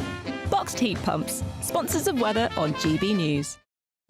Good morning. Welcome to your latest weather update from the Met Office here on GB News. Bit of a damp start for Northern Ireland and Scotland, where there's a bit of snow falling too. For most of England and Wales, though, it'll be a dry day, and for many, quite a bright day. It's not just snow, some freezing rain also across parts of southern Scotland, so it could be icy here for the morning commute. The damp weather slowly fizzles out as we go through the day. Bit of snow even at lower levels, but most of it will be over the hills. The rain and drizzle easing off across Northern Ireland. Staying quite windy here, quite a brisk breeze breeze along the south coast of England, South Wales. The brightest skies in the east, but temperatures again struggling here despite a bit of weak sunshine.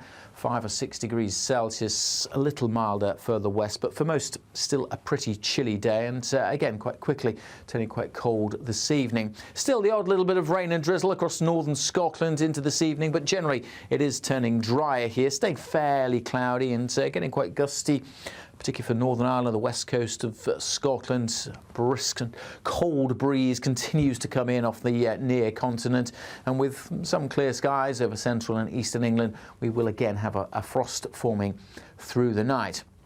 Also through the night, the winds will strengthen down to the southwest as the cloud starts to increase as we go through the early hours here. Elsewhere, though, generally staying dry with a mixture of high cloud and clear skies. Temperatures will be falling down to freezing, degree or so below in rural spots. But further west, notice we should stay a few degrees above freezing because it is slowly turning milder here. Milder but also wetter, quite a damp morning for Cornwall and Pembrokeshire, and that rain spreading into Northern Ireland quite quickly too. So a damp start here. That rain will trickle into other parts of Wales, southwest Scotland, but tended to fizzle out somewhat as it does so. For many central and eastern parts, it's another dry day tomorrow. Still bright and still on the chilly side, but it is turning milder from the west. A nice bright morning will generate a lovely warm day, right through to the evening. Boxed Solar, sponsors of weather on GB News. We're giving you not one, but 2 chances to win this month, with 2 prize bundles that include an incredible £10,000 in tax-free cash. But that's not all. You'll also get a brand new iPhone 16 and a £500 shopping voucher to spend at your favourite store. So why not be extra lucky this month? For another chance to win, text cash to 63232. One entry costs £2 plus 1 standard network rate message, or text bonus to 63232. 5 entries cost £5 plus 1 standard network rate message. Go to gbnews.com/win. Entries start from just £2. Call 0903 681 3232. Calls cost £2 plus your network access charge, or post your name and number to GB11 PO Box 8690 Derby DE1 9TT. UK only. Entrance must be 18 or over. Lines close at 6 p.m. on the 7th of March. Please check the closing time if listening or watching on demand. Good luck. It's Patrick Christie's Tonight, and here we do things differently. It's explaining the absolute madness of this, doesn't it? It's explosive. I mean, this is very good. It's lively. 850. Your government sat there, Sean, and it did nothing. It's controversial. And the Middle East has been in turmoil since before I was born. It's everything you need to kickstart your evening. Everyone's had their Weetabix tonight. I love to see it. That's Patrick Christie's Tonight, weeknights from 9 p.m. Only on GB News, the People's Channel, Britain's news channel. Mornings don't have to be tiresome, especially if you have the right company. Wake up to news as it happens, opinion and debate, and of course, a little bit of entertainment too. Because when the kettle's on, we're on. That's Breakfast on GB News, a show worth waking up for. Every morning from 6 a.m. Only on the People's Channel, Britain's news channel. We'll spread the news, you spread the word. If you want your news to be straight talking... This is a nightmare for the Conservatives again. Down to earth. It's not just Nottingham where this is happening, is it? And most importantly, honest. Hard-working, middle-class taxpayers, they'll get their book thrown at them. Then catch me, Martin Daubney, Monday to Friday, 3 till 6 p.m. on GB News, Britain's news channel. Headliners on GB News 11 p.m. every night. It's got 3 top comedians going through the next day's newspapers so you don't have to read them, which is great. That's a good point. He's lying. I mean, maybe he's not lying. That's Headliners every night from 11 p.m. and 5 a.m. as well on GB News, Britain's news channel. In the GB Newsroom, we bring you the news as it happens. With our team of dedicated journalists across the UK, we're ready to keep you up to date with what's happening every half an hour, every single day. Bulletins here on GB News, the People's Channel, Britain's news channel.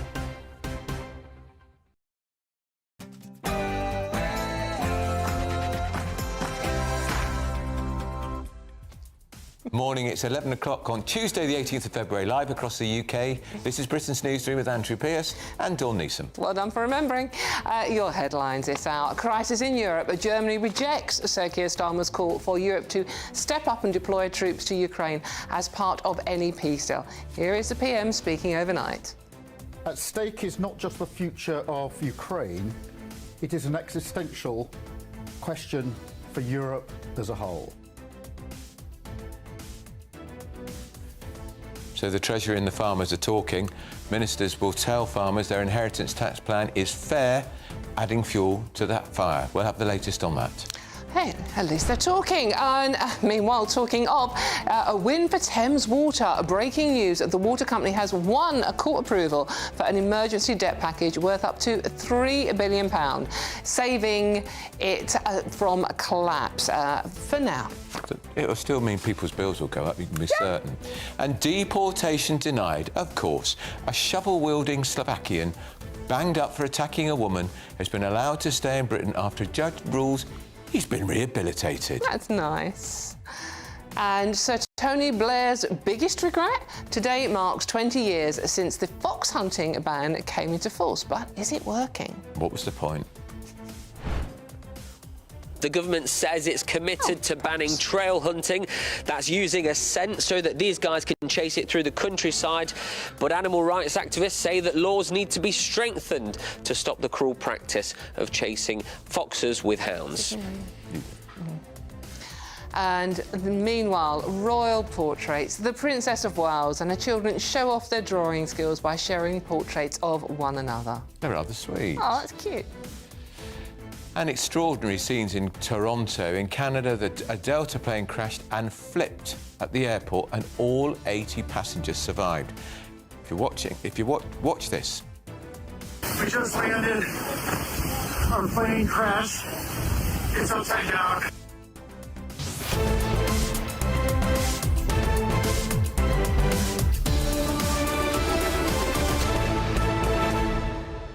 Yeah.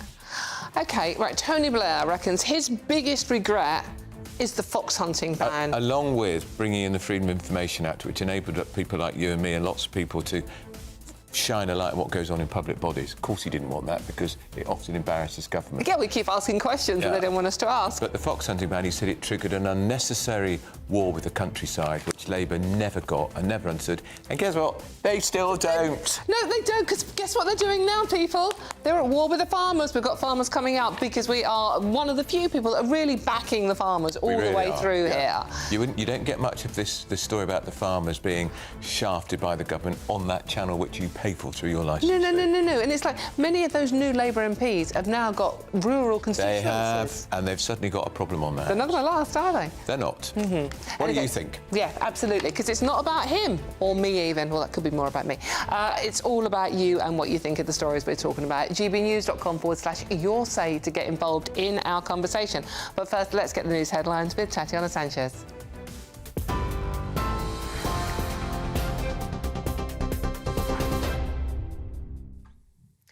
Dawn, thank you very much. The top stories at 3 minutes past 11. Sir Keir Starmer says any Ukraine peace deal would require a US backstop to deter Russia from attacking Ukraine again. Speaking after a meeting with European leaders in Paris, the Prime Minister repeated that he'd consider deploying UK troops to Ukraine in the event of a lasting peace agreement. German Chancellor Olaf Scholz said discussing sending troops at present was completely premature, and he was a little irritated by the topic. That is as US and Russia's most senior officials have been holding talks in Saudi Arabia after President Trump announced peace talks with Russia. Transport Secretary Heidi Alexander told GB News we need to find a way to create everlasting peace for Ukraine. What we can't have is a situation where there is a temporary pause in hostilities, say, which allows Putin to return with a territorial incursion into a sovereign country, which leads to the resumption of aggression. And so I think what Keir was doing there was talking to other European leaders. He will be also talking to the US president in the coming days, and he has been clear that we are willing to consider playing our role in the future security of Ukraine, but that must be done in partnership with the US. Shadow Defence Secretary James Cartledge has called for higher defence spending. We will stand by the government in supporting Ukraine. I think on the specific question of sending in troops, obviously, you know, that raises a lot of questions. We want to know exactly what, for example, the terms of engagement are and so on. But yeah, we wouldn't rule that out. Is we in the UK need to get on with increasing defence spending. There's no use talking about it.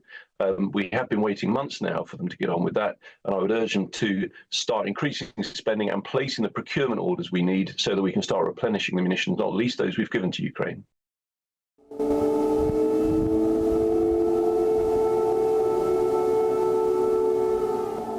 As air raid sirens blared across Kyiv following a Russian drone attack early this morning. As peace talks do take place between US and Russian senior officials today, Ukraine, which is not attending, says no peace deal can be made on its behalf.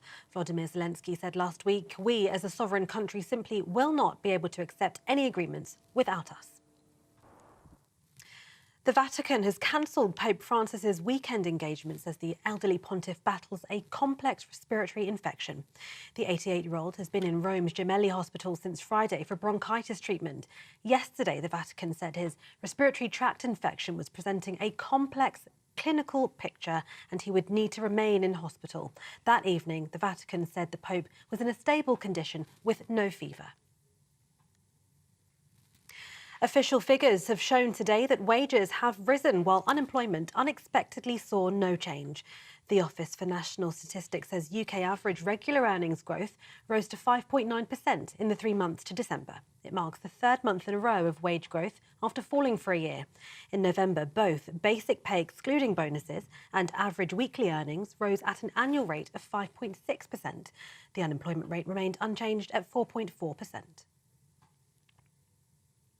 Elsewhere, plans to restructure Thames Water have been approved by a High Court judge just weeks before the struggling utility was set to run out of money. Thames Water Utilities Holdings Limited is in around £16 billion of debt and needed £3.3 billion over the next 5 years to keep running. Well, the company lawyers say they've now secured a loan of up to £3 billion from a smaller group of secondary creditors who propose an alternative B plan.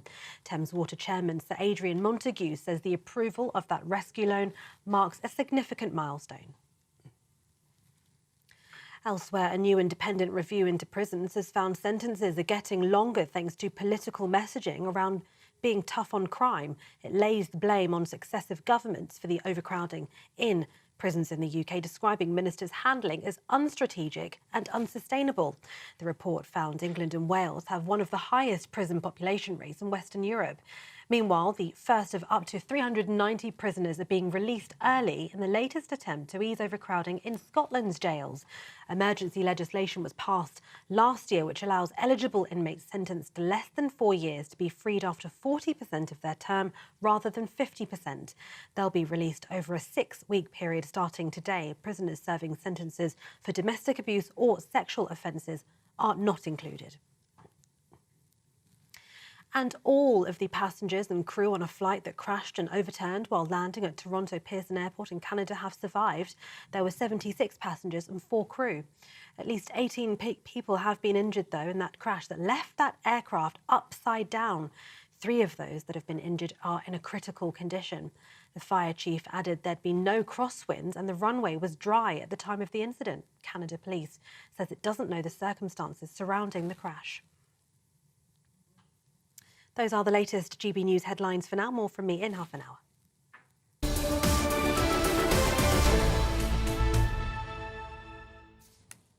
Thank you very much, Tatiana. Now, welcome back. This is GB News, Britain's newsroom with Andrew and Dawn.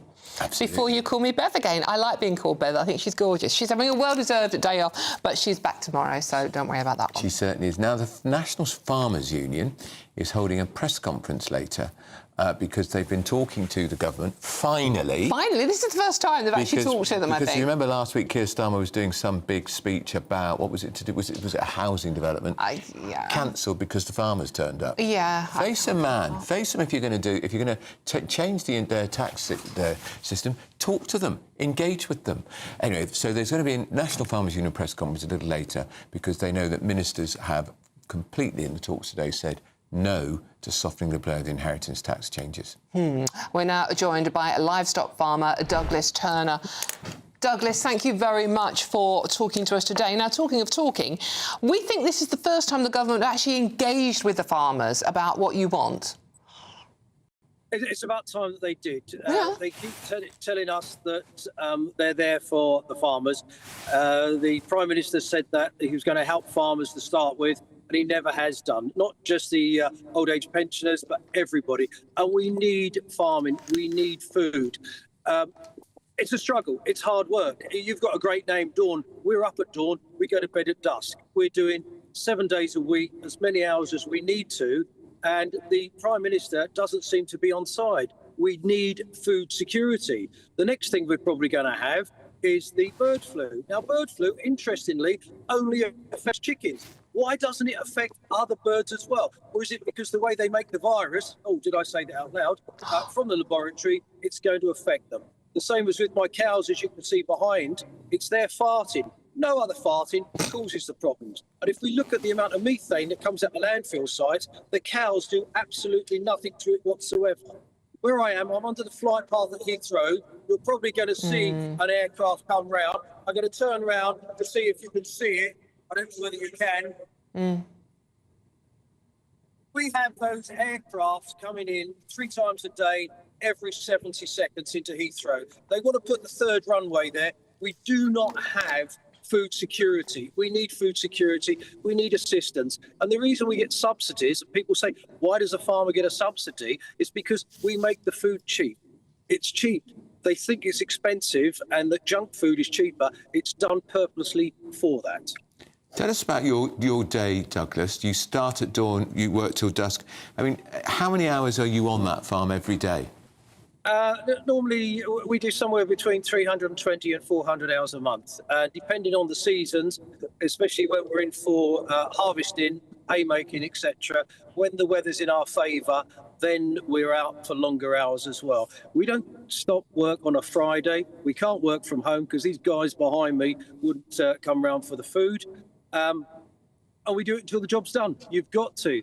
We'd always think, oh, let's go home on a Friday, let's then come back on a Monday. You can't do that. We start lambing soon. We start carving soon. We're making food for everybody, and the public need to realise that before it's too late. Everything will be imported, probably a lot inferior than what we make it. We have the rules and regulations set for us by the people, and that's what we adhere to. And that's why you must save British farmers. Douglas, farmers aren't being unreasonable. You know, you're not saying get rid of the inheritance tax completely. I didn't hear the question. I had another aircraft going over. Sorry, yeah, the point proven. Farmers aren't being unreasonable. You're saying, like, stop the inheritance tax completely. You're saying there are tweaks that can be made. Talk to us about this. And we've already been talking about our foreign aid on this programme this morning. Now, the inheritance tax on farmers is going to raise £520 million, OK, for the government's coffers. Right. Meanwhile, we're giving £536 million to foreign farmers in Africa. Does that make sense to you as a farmer here? It doesn't. No, it doesn't. It doesn't make sense at all. The thing is, when the other day the Prime Minister was saying that we need to choose between the NHS and the farmers, no, we need to choose between the NHS, the farmers, and all the money we pay on illegal immigrants all the time. It's unfair and it's not correct, and it's the taxpayers' money. We're told to diversify so we can make food cheaper. So we're doing other things on the farm. We're taking land and buildings out of farming, out of food production, which is totally wrong. What's his mindset when he says, I'd rather be in Davos than actually be in Westminster? I think that sums it all up. Douglas, I think it does a bit. That's Douglas Turner, a livestock farmer right in the flight path. Thanks for joining us. Thank you. Best of luck with your campaign. I don't think the government are going to back down at all. They're not, but I'm just stunned that so many new Labour MPs have got rural constituencies for the first time. Yeah. You know, one from the Conservatives, and they're not talking to their constituents. They're not talking to the farmers. The government, if they were here, would say we've pumped £5 billion into farming, but farmers say, yeah, that is to make us, as Douglas was saying, come out of farming and do wilding, flowers, wildflowers. You can't feed a family on wildflowers. Well, no, of course you can't. It doesn't make any financial sense, like many things this government do. We've already mentioned how much we give in foreign aid. But there was a report yesterday, Andrew, about the mental health crisis in farming. Yeah. About how many suicides. Yeah, exactly. There's a lot of it. Yeah. And research from the Farm Safety Foundation previously found up to 94% of UK farmers under the age of 40 say mental health is one of their greatest hidden issues they face on a daily basis. Because often it's a lonely job. It's lonely, it's hard work. All day. Yeah, you're not cash rich. Unrelenting. And if one more person goes to me, oh, these millionaire farmers, and thinks, oh, right, Jeremy Clarkson, for example. But what about talking to people like Douglas and talking about the people out there from dawn till dusk? I saw a figure the other day saying the average farmer's income is around £28,000 a year. Yeah. That's less than the national average. Yeah. So and they work a 7-day week to get that. Yeah, that's why they're going to lose their farms. They are. It's just... What do you think? gbnews.com/your say. I get very angry about this one. Sorry. Now, the Tory leader, Kemi Badenoch, has declared war on what she says is poisonous woke ideology in a fiery speech yesterday. Ms Badenoch accused the Prime Minister of being cowed by a left-wing mob as she issued a plea to start fighting for Western values. Long overdue, this speech. It was a really passionate speech. It was at the Excel Centre in London, and it was it was policy light in a sense, but it was about her beliefs and the idea that actually not all cultures are equal. That was one of the main points she made. She declared war on a poisonous woke ideology and the left's useful idiots, as she called them. Yes. I love that phrase. It sums up so much. And she actually said, and this is a quote, some cultures are better than others, and it's only contentious to say this because honesty has become impossible. Now, I've had this debate with someone much younger than me, and it's not difficult to be younger than me, about just saying some cultures are worse than others. And they said, oh, you can't say that. It's not right because all cultures are you know, diversity is our strength. No, not true. If you're a woman in Afghanistan, go and have that argument over there, and good luck with that one. Yeah, you certainly can't. Try in Iran too. Now, joining us to discuss this is the former Conservative MP Brendan Clark-Smith and the Deputy Head of Conservative Home, Henry Hill. Gentlemen, morning to you both. Let's start with you. You're sitting on the left of the screen. Brendan, let's talk to you first. Long overdue, a welcome speech by Badenoch. What did you make of it? Yeah, not used to being on the left.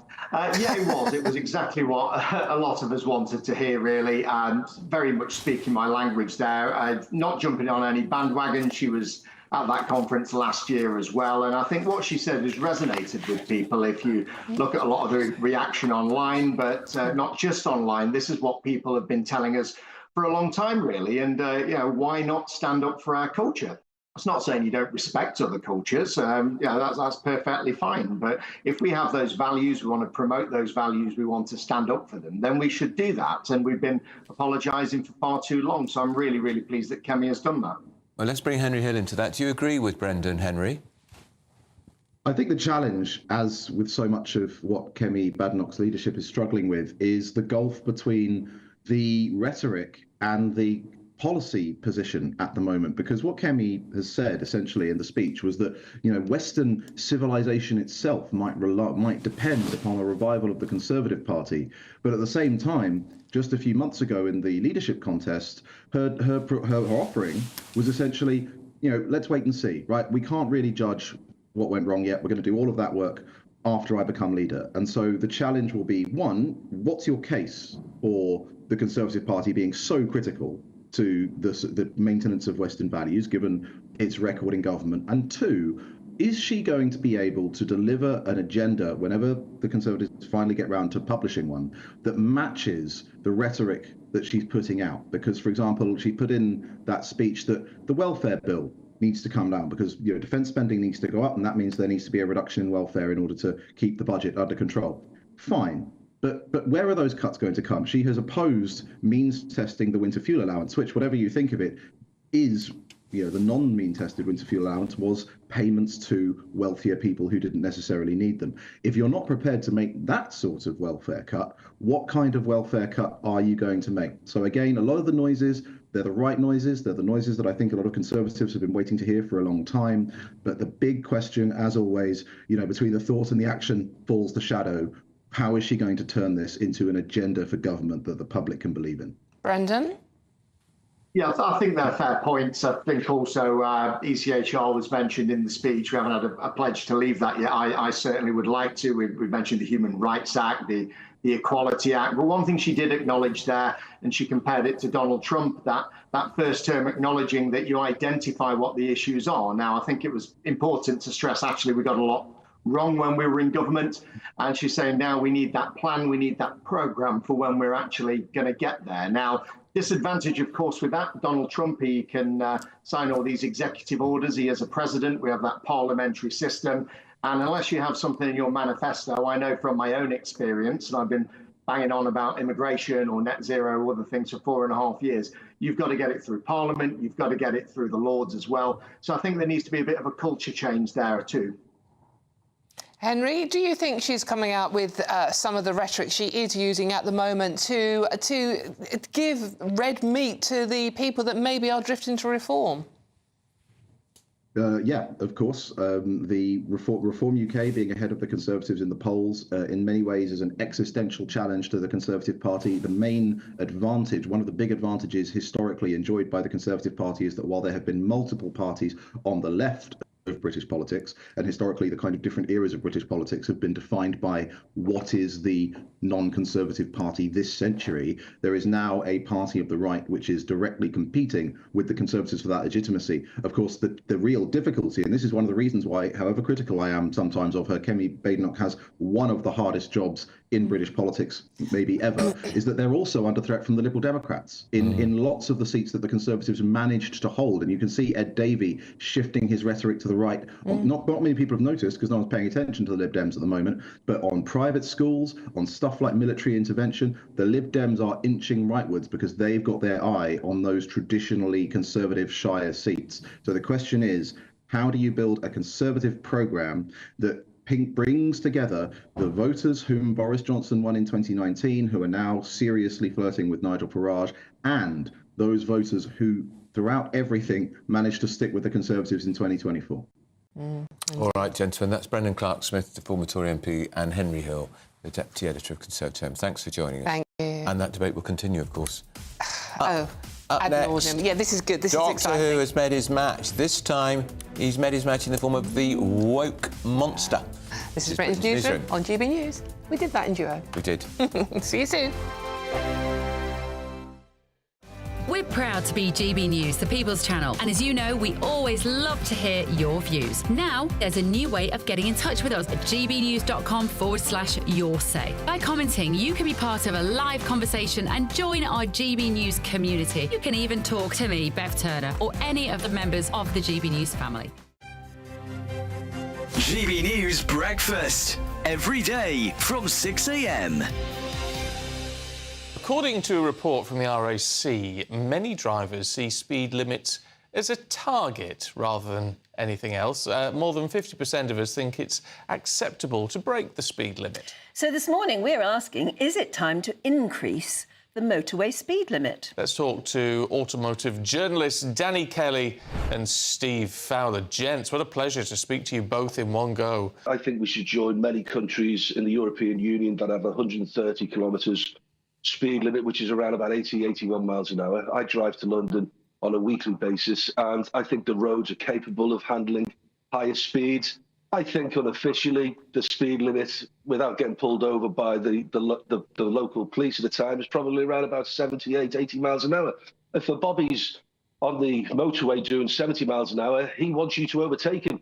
He wants the free-flowing of that motorway to continue. So should we change 70 miles an hour? You know, if people are going 80 miles an hour, just stick to 70 miles an hour as a limit. Yes, you know, it's funny when you're driving along the motorway and there's a police car going at 70 and nobody wants to overtake. But if the average is 80, just leave it at 70. All the gantries now are fitted with the modern signage where they can change the limit at will. We all know that. It's hard to get up to 70 half the time. So, actually, we could apply those rules, couldn't we, at 80 or even 90 miles an hour and say, well, if the weather's bad, let's reduce it. If the fog's bad, let's reduce it. Yeah, unfortunately, and I hate to use this phrase, smart motorways, but they're the ones where you have the adjustable limits. They don't cover all of the motorway network, relatively small amount of the motorway network. It is a limit. You know, it's not a target, as I keep saying to my kids. God, they're bored of me saying that. GB News, the People's Channel. I'm Christopher Hope. From pop stars to politicians, I'll interview anybody in a pub who's got a political opinion. Join me every Friday on Spotify, Apple Podcasts, YouTube or gbnews.com, or wherever you get your podcasts. This is GB News, the People's Channel. In the GB Newsroom, we bring you the news as it happens. With our team of dedicated journalists across the UK. We're ready to keep you up to date with what's happening every half an hour, every single day. Bulletins here on GB News, the People's Channel, Britain's news channel.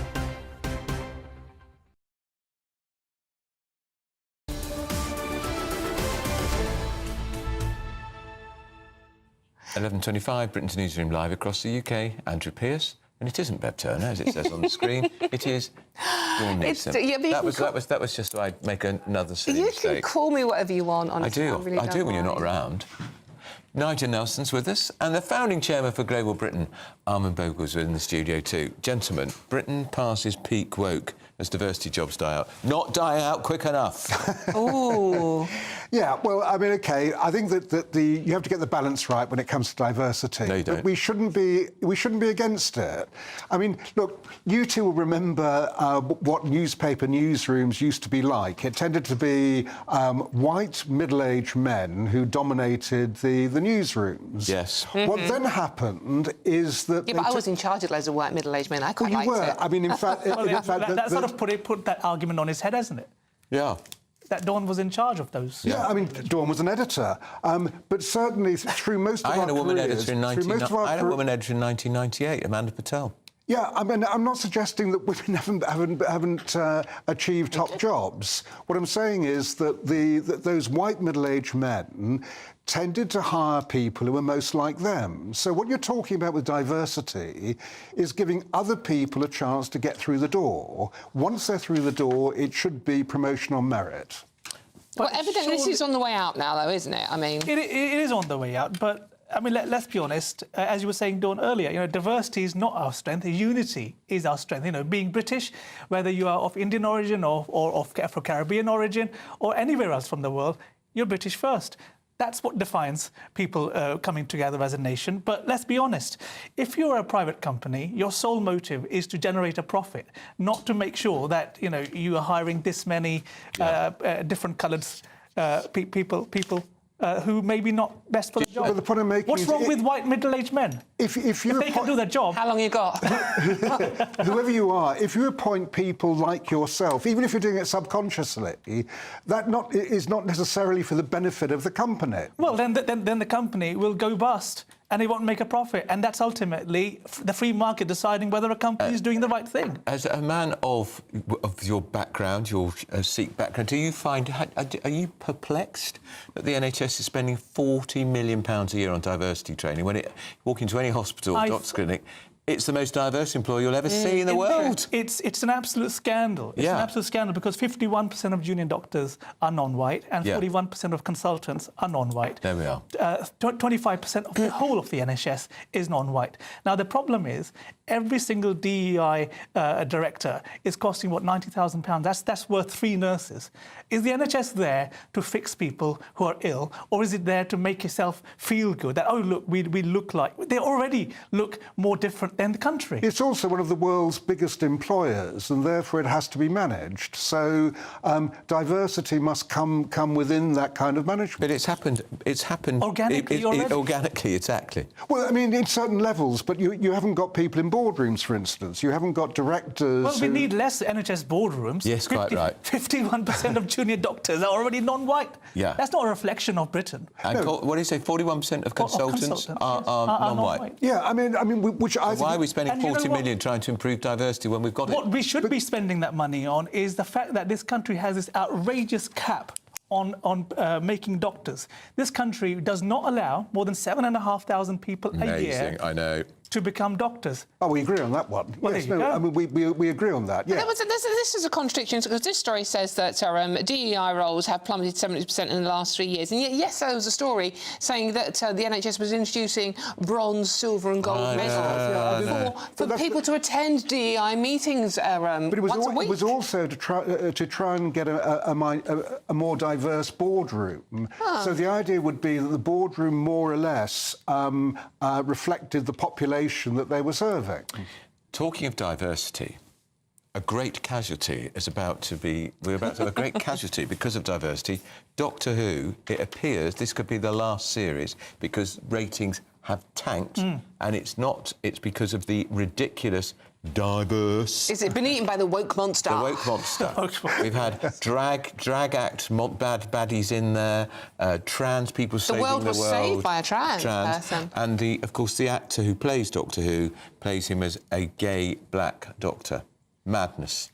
I thought he might have been Welsh as well. But, look, the problem here, again, is a very simple fact. This is a metropolitan liberal elite that is running the BBC completely out of kilter, out of touch with the ordinary Joe out there. Look, I would argue that probably the greatest doctor was John Pertwee. Yeah, me too. Yeah, go John. Which would be your favourite? William Hartnell. That's the generation. Shows how old he is. I know it does, doesn't it? Yeah, I think it's better than Boer War. He was the... Yes. But this is Ncuti Gatwa, isn't it? It's the latest Doctor Who. I mean, there is another series coming out, but after that, the BBC is saying we don't know where this is going, whether we are actually going to have another series. Well, thank God for the forces of the free market of the watching public taking that to effect. But could it be because the show is actually not that good? I mean, I watched it when they did the first Christmas special, what was 2 years ago, and Ncuti Gatwa was then unveiled for that, and I thought that was an absolutely brilliant Doctor Who. But I watched it for years. I started watching it and thought, no, I really don't like this at all. So it's not about wokeness or anything like that. It's just not. I think it is. I think people think, oh, not this as well. It's not it's a trans saves the world. It's so woke. It's so out of touch. I mean, growing up watching, for example, John Pertwee and that Doctor Who, it gave you a sense of, the old days that had been before you, a real sort of sway, but very daring, that type of thing. This is... Can people relate to it? I don't think they can. No. Well, that could be the problem. I mean, not relating to the show, but that's a problem with the show, not because it has things like a gay black doctor. I don't see any problem with that. Why do we have to have a gay black doctor? Why can't we have a white middle-aged man as the doctor? Most of them have, to be fair, most of them have been white middle-aged doctors. And the ratings were soared. And the thing is, I mean, you sort of like, equality as a feminist, etc., but I thought Jodie Whittaker was terrible. So did I. Me too. And I like her in other things, but I know, she didn't work. So that didn't work. Let's try black, gay doctor, and we'll throw in a few trannies, and am I allowed to say the word tranny? No. Trans Would you like to people, apologise? and a drag act. I did, to be honest with you, I didn't mind. And Sorry, if you were I don't mean trannies, I mean trans people. Yeah, and if you were upset. But, I mean, I want it to continue, because it's a happy memory of my youth. I had all the annuals and everything. And which was your least favourite Doctor Who? Would it be Jodie? Unfortunately, I like David Tennant. I mean, considering his car crash performance in the BAFTAs, I actually like David Tennant. But then he had a crush on Sir Isaac Newton, and so... Yeah, that did go a bit gay. Yeah, but that was only when they brought him back for a special. Yeah, that's right, yes.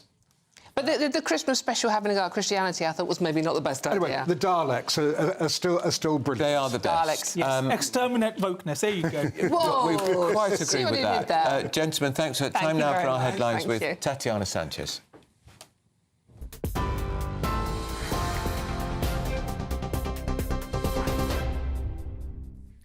Andrew, thank you. The top story. Sir Keir Starmer says any Ukraine peace deal would require a US backstop to deter Russia from attacking Ukraine again. Speaking after a meeting with European leaders in Paris, the Prime Minister repeated that he'd consider deploying UK troops to Ukraine in the event of a lasting peace agreement. German Chancellor Olaf Scholz says discussing sending troops at present was completely premature. Well, that's as US and Russia's most senior officials are holding talks in Saudi Arabia after President Trump announced peace talks with Russia. Shadow Defence Secretary James Cartledge has called for higher defence spending.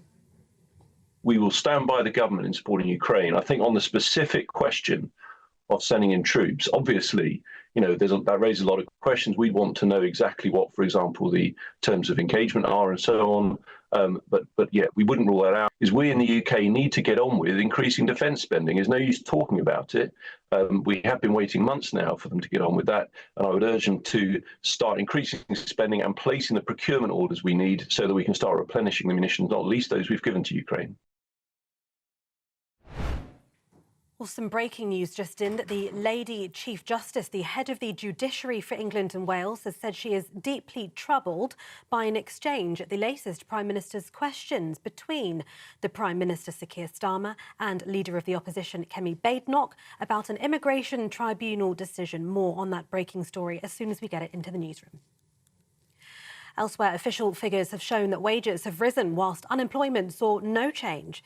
The ONS says UK average regular earnings growth rose to 5.9% in the 3 months to December. It marks the third month in a row of wage growth after falling for a year. In November, both basic pay, excluding bonuses, and average weekly earnings rose at an annual rate of 5.6%. The unemployment rate remained unchanged at 4.4%. And all passengers and crew on board a flight that crashed and overturned while landing at Toronto Pearson Airport in Canada have all survived. There were 76 passengers and 4 crew members on board. At least 18 people have been injured in that crash, though, that left the aircraft upside down. 3 of those who were injured are still in a critical condition. Canada Police has said it doesn't yet know the circumstances surrounding the crash. And those are the latest GB News headlines for now. More in half an hour. For the very latest GB News direct to your smartphone, sign up to News Alerts by scanning the QR code or go to gbnews.com/alerts.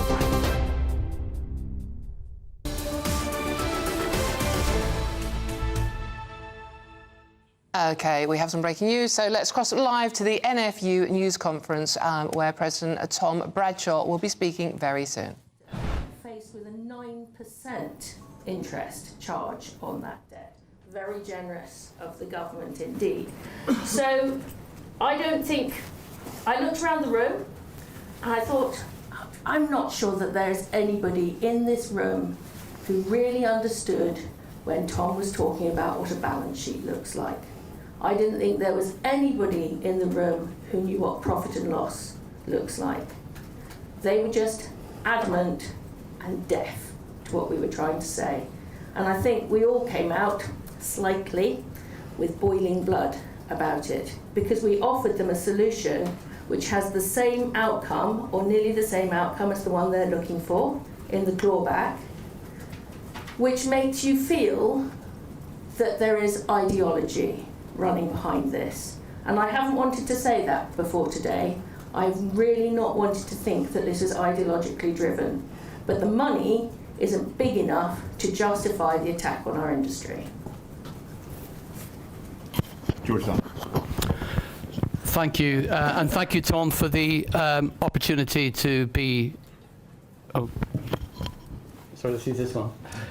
Yeah, thank you, Tom, for the opportunity to be with you at this really important press conference. So, one of the things which I said at the meeting today was that the 30th of October announcements were a shock, and they came as a bit of a blow to the industry. But we heard 3 things. We heard that they wanted to raise revenue. We heard that they wanted to find a mechanism to stop wealthy individuals hiding their wealth from tax. And we heard that they wanted to protect hardworking farm families. what I said, and I think what others agreed, is that they have introduced a system which makes the situation for wealthy individuals looking to hide tax easier because they haven't touched capital gains tax.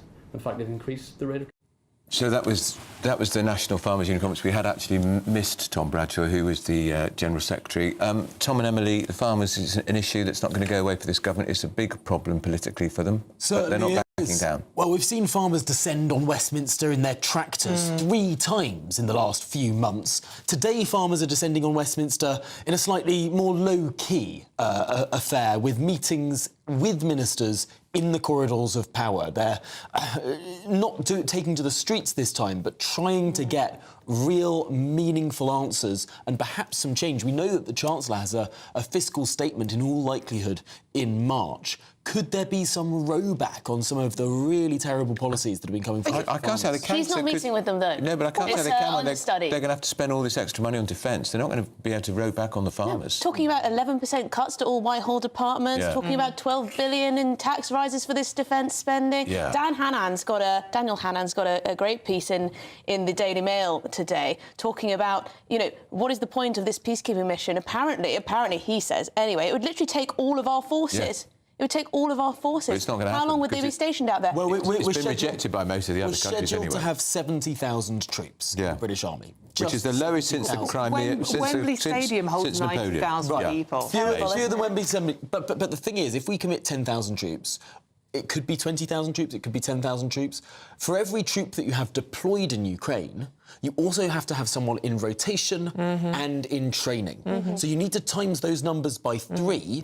Very quickly, you have got the vast share of the British Army all either in training for this mission, deployed in Ukraine, or in transit. Starmer's starting to look rather naive with that premature announcement. I mean, there he was shuffling his papers, looking down. I'm willing to send British so troops. Unconvincing, wasn't it? I am willing to send British troops. I mean, look us in the eye. I know. We're talking about British troops. Talk from here. Give it some passion. But don't you think, Emily, if the great British public are sitting there watching that, what do you think Putin's thinking? Do you think he's, I'm really scared now, I better be careful what I do? He's not, is he? We're bringing his boots. But also, this shows, I think, one of the big follies about a united European army in the first place. Look at what happened in Paris yesterday. It was not successful. No. You had the British and the French, who very often aligned together. We share our aircraft carriers. We're quite aligned, Iraq aside. But then you had the Germans and the Italians and the Spanish saying, no way, Jose, saying 999, saying whatever no is in Italian. And the whole thing starts to fall apart. All right. Well, you've got plenty to talk about. We do indeed. All that and more at midday. Up next, it's 20 years since the fox hunting ban was introduced. Has it worked? And was Tony Blair right to call it one of his biggest ever policy mistakes? This is Britain's Newsroom on GBNews.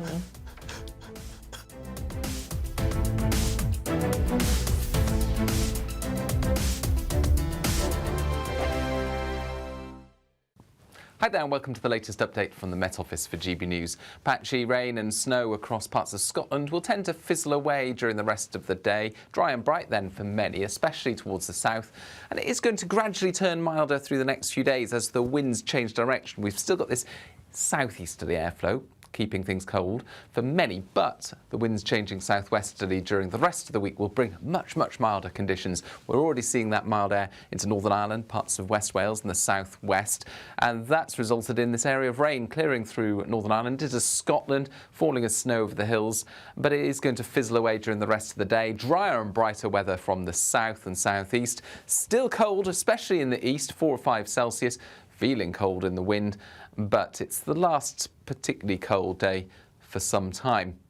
We do still have some outbreaks of mostly light rain and hill snow across the far north of Scotland as we end the day. Otherwise, for much of Scotland, it's cloudy, but it's dry, and there will be some clear spells coming through at times. Likewise for Northern Ireland. Hazy cloud across much of England and Wales, quite thin high cloud, and so there will be some clear spells, enough in 1 or 2 sheltered spots for a touch of frost overnight, although we keep a breeze coming up from the south and southeast, and that's going to lead to most places staying above freezing. And towards the west, Northern Ireland, parts of Wales and the southwest, the clouds thicken and that will lead to lows of 6 to 9 Celsius here. So a mild start in the west and southwest, but a wet start. Some heavy rain moving through the southwest as well as Wales during the morning. Northern Ireland seeing some patchy light rain. The rain then pushes into the Midlands as well as the east of England by the afternoon, into the south of Scotland, but it's going to turn milder with temperatures back towards average and well above average towards the southwest. Bye-bye. Hi, I'm Michelle Dewberry, and my show is your opportunity to cut through all the noise and dive in headfirst to some robust debates. Ideas clash. Situation, isn't it? Because the failure is... You're deliberately avoiding my point. Nothing's held back. And if you think this is the end of it, wait for more. And we do not shy away from the difficult stuff. Sometimes I want to shake people and say, if only you understood. So join me on Jubes & Co. weeknights at 6 p.m, only on GB News, Britain's news channel. It's Patrick Christie's Tonight, and here we do things differently. It's explaining the absolute madness of this, doesn't it? It's explosive. I mean, this is very good. It's lively. 850. Your government sat there short and it did nothing. It's controversial. And the Middle East has been in turmoil since before I was born. It's everything you need to kickstart your evening. Everyone's had their Weetabix tonight. I love to see it. That's Patrick Christie's Tonight, weeknights from 9 p.m. Only on GB News, the People's Channel, Britain's news channel.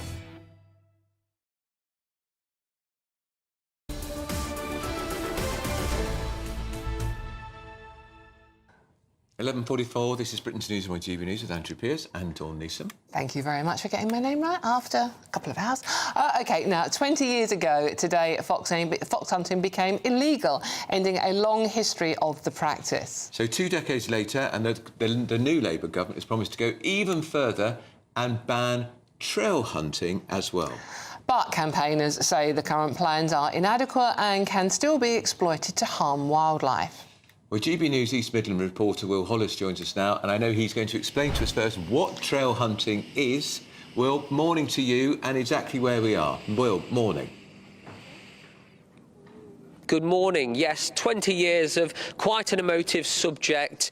Sometimes it divides society. Rural communities think that the ban on hunting is an attack on traditions. Animal rights activists say that it's a cruel sport that continues today. We're here with the Bicester Hunt in Oxfordshire, and I'm joined by Polly Portwin from the Countryside Alliance. We've got plenty of hounds here as well. The government's talking about banning trail hunting. What do they mean by that? What is still going on in relation to hunting groups like the Bicester Hunt, and what is the trail that they're hunting? So trail hunting is basically a replica of traditional hunting. It's designed to replace that when the Hunting Act came in, and it involves an artificial scent being laid across the countryside on a rag for the hounds to follow. So there's no chasing of live quarry. It is all done to basically retain the heritage, ensure that these packs of hounds can continue to cross the countryside. It's a great out for people who want to, continue following hounds, and yeah, it's just a replica for traditional hunting. The government says that it was elected on a manifesto to ban trail hunting because they say it's a smokescreen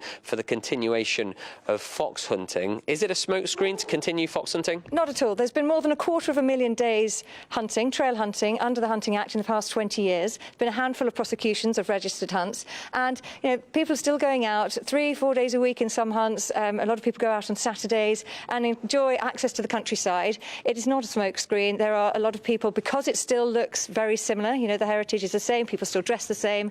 There's sometimes people ring up and they think they've seen illegal hunting, but it's not. It's just people out in the countryside doing exactly what they can do, following the scented rag. It is an emotive subject. We've got plenty of hounds here. These are all lady hounds. There's about 100 here at the Bicester Hunt. I can tell you they're a lot more docile than they were a little bit ago. They were jumping all over me, but, it's not my first time being in the dog house, guys. Oh, that's Will Hollis. Very entertaining. GB News East Midlands reporter Will Hollis, who's not in the doghouse with us. No, indeed, did a very good job. Exactly, because it's quite a complicated story, fox hunting. It is. What can you do? What can't you do? Yeah.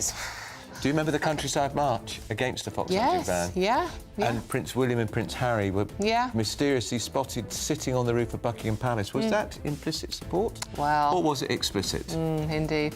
Up next, some jaw-dropping footage has emerged from the crash plane in Toronto. But first, if you are in search of some winter sun, here is the forecast for some of those top European holiday destinations.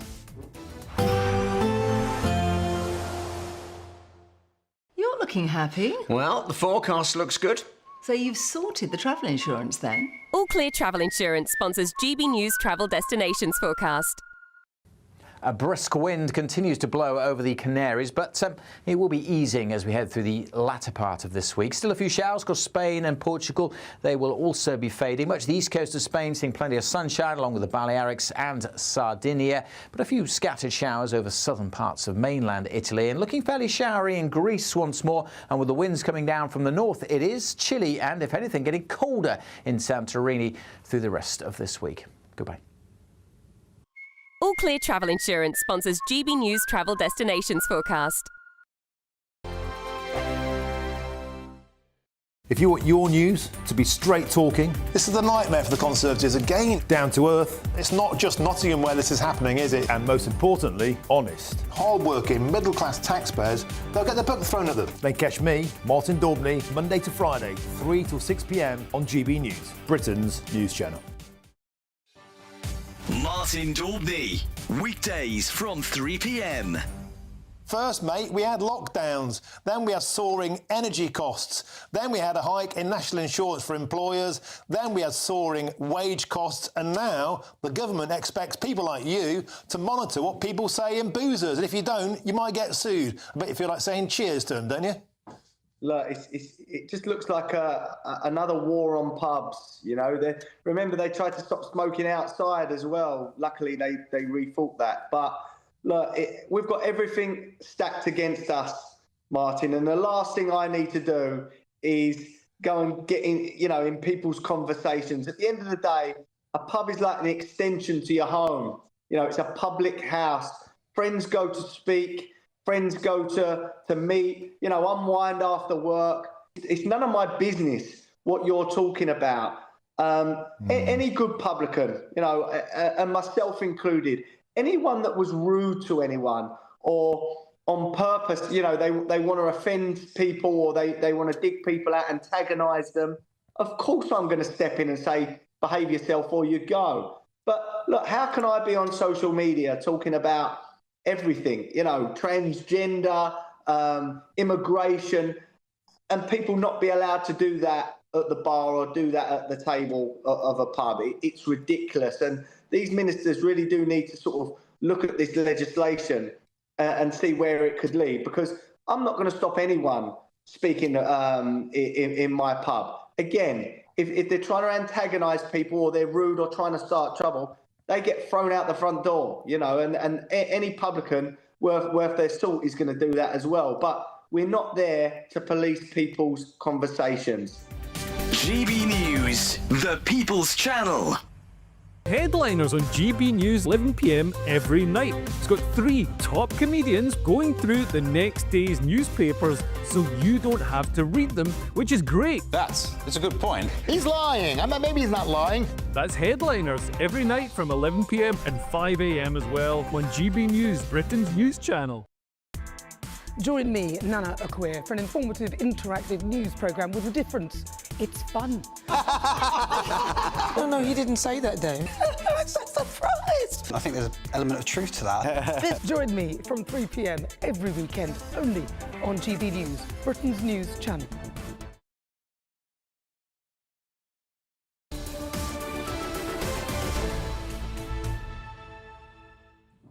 Welcome back. Just a quick message from Judith. Love you, Judith. Judith says, Dawn, you're doing a grand job and we're still smiling. Judith, it's just wind. Isn't it? Please. If you want to be one of 2 new winners, each with a new iPhone, shopping vouchers and £10,000 give us a in tax-free cash, here's all the details you'll need.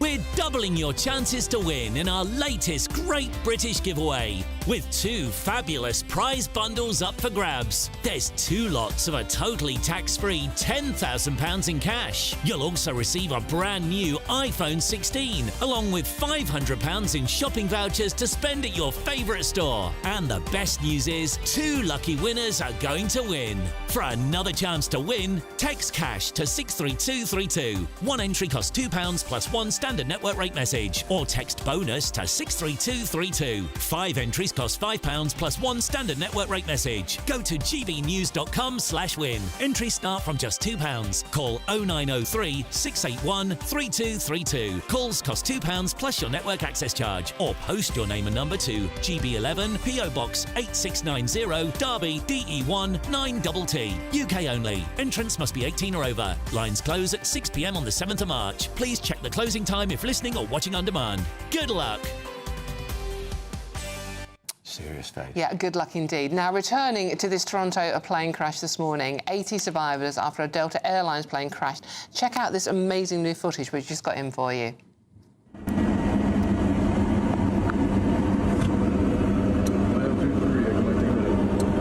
Listening on the radio, it's just landed.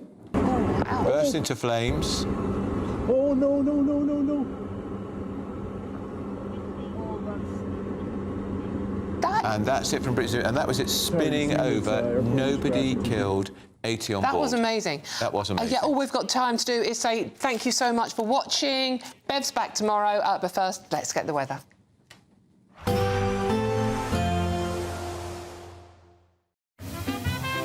Heavy showers first thing will be followed by a warm, cosy day. Boxed Boilers, sponsors of weather on GB News.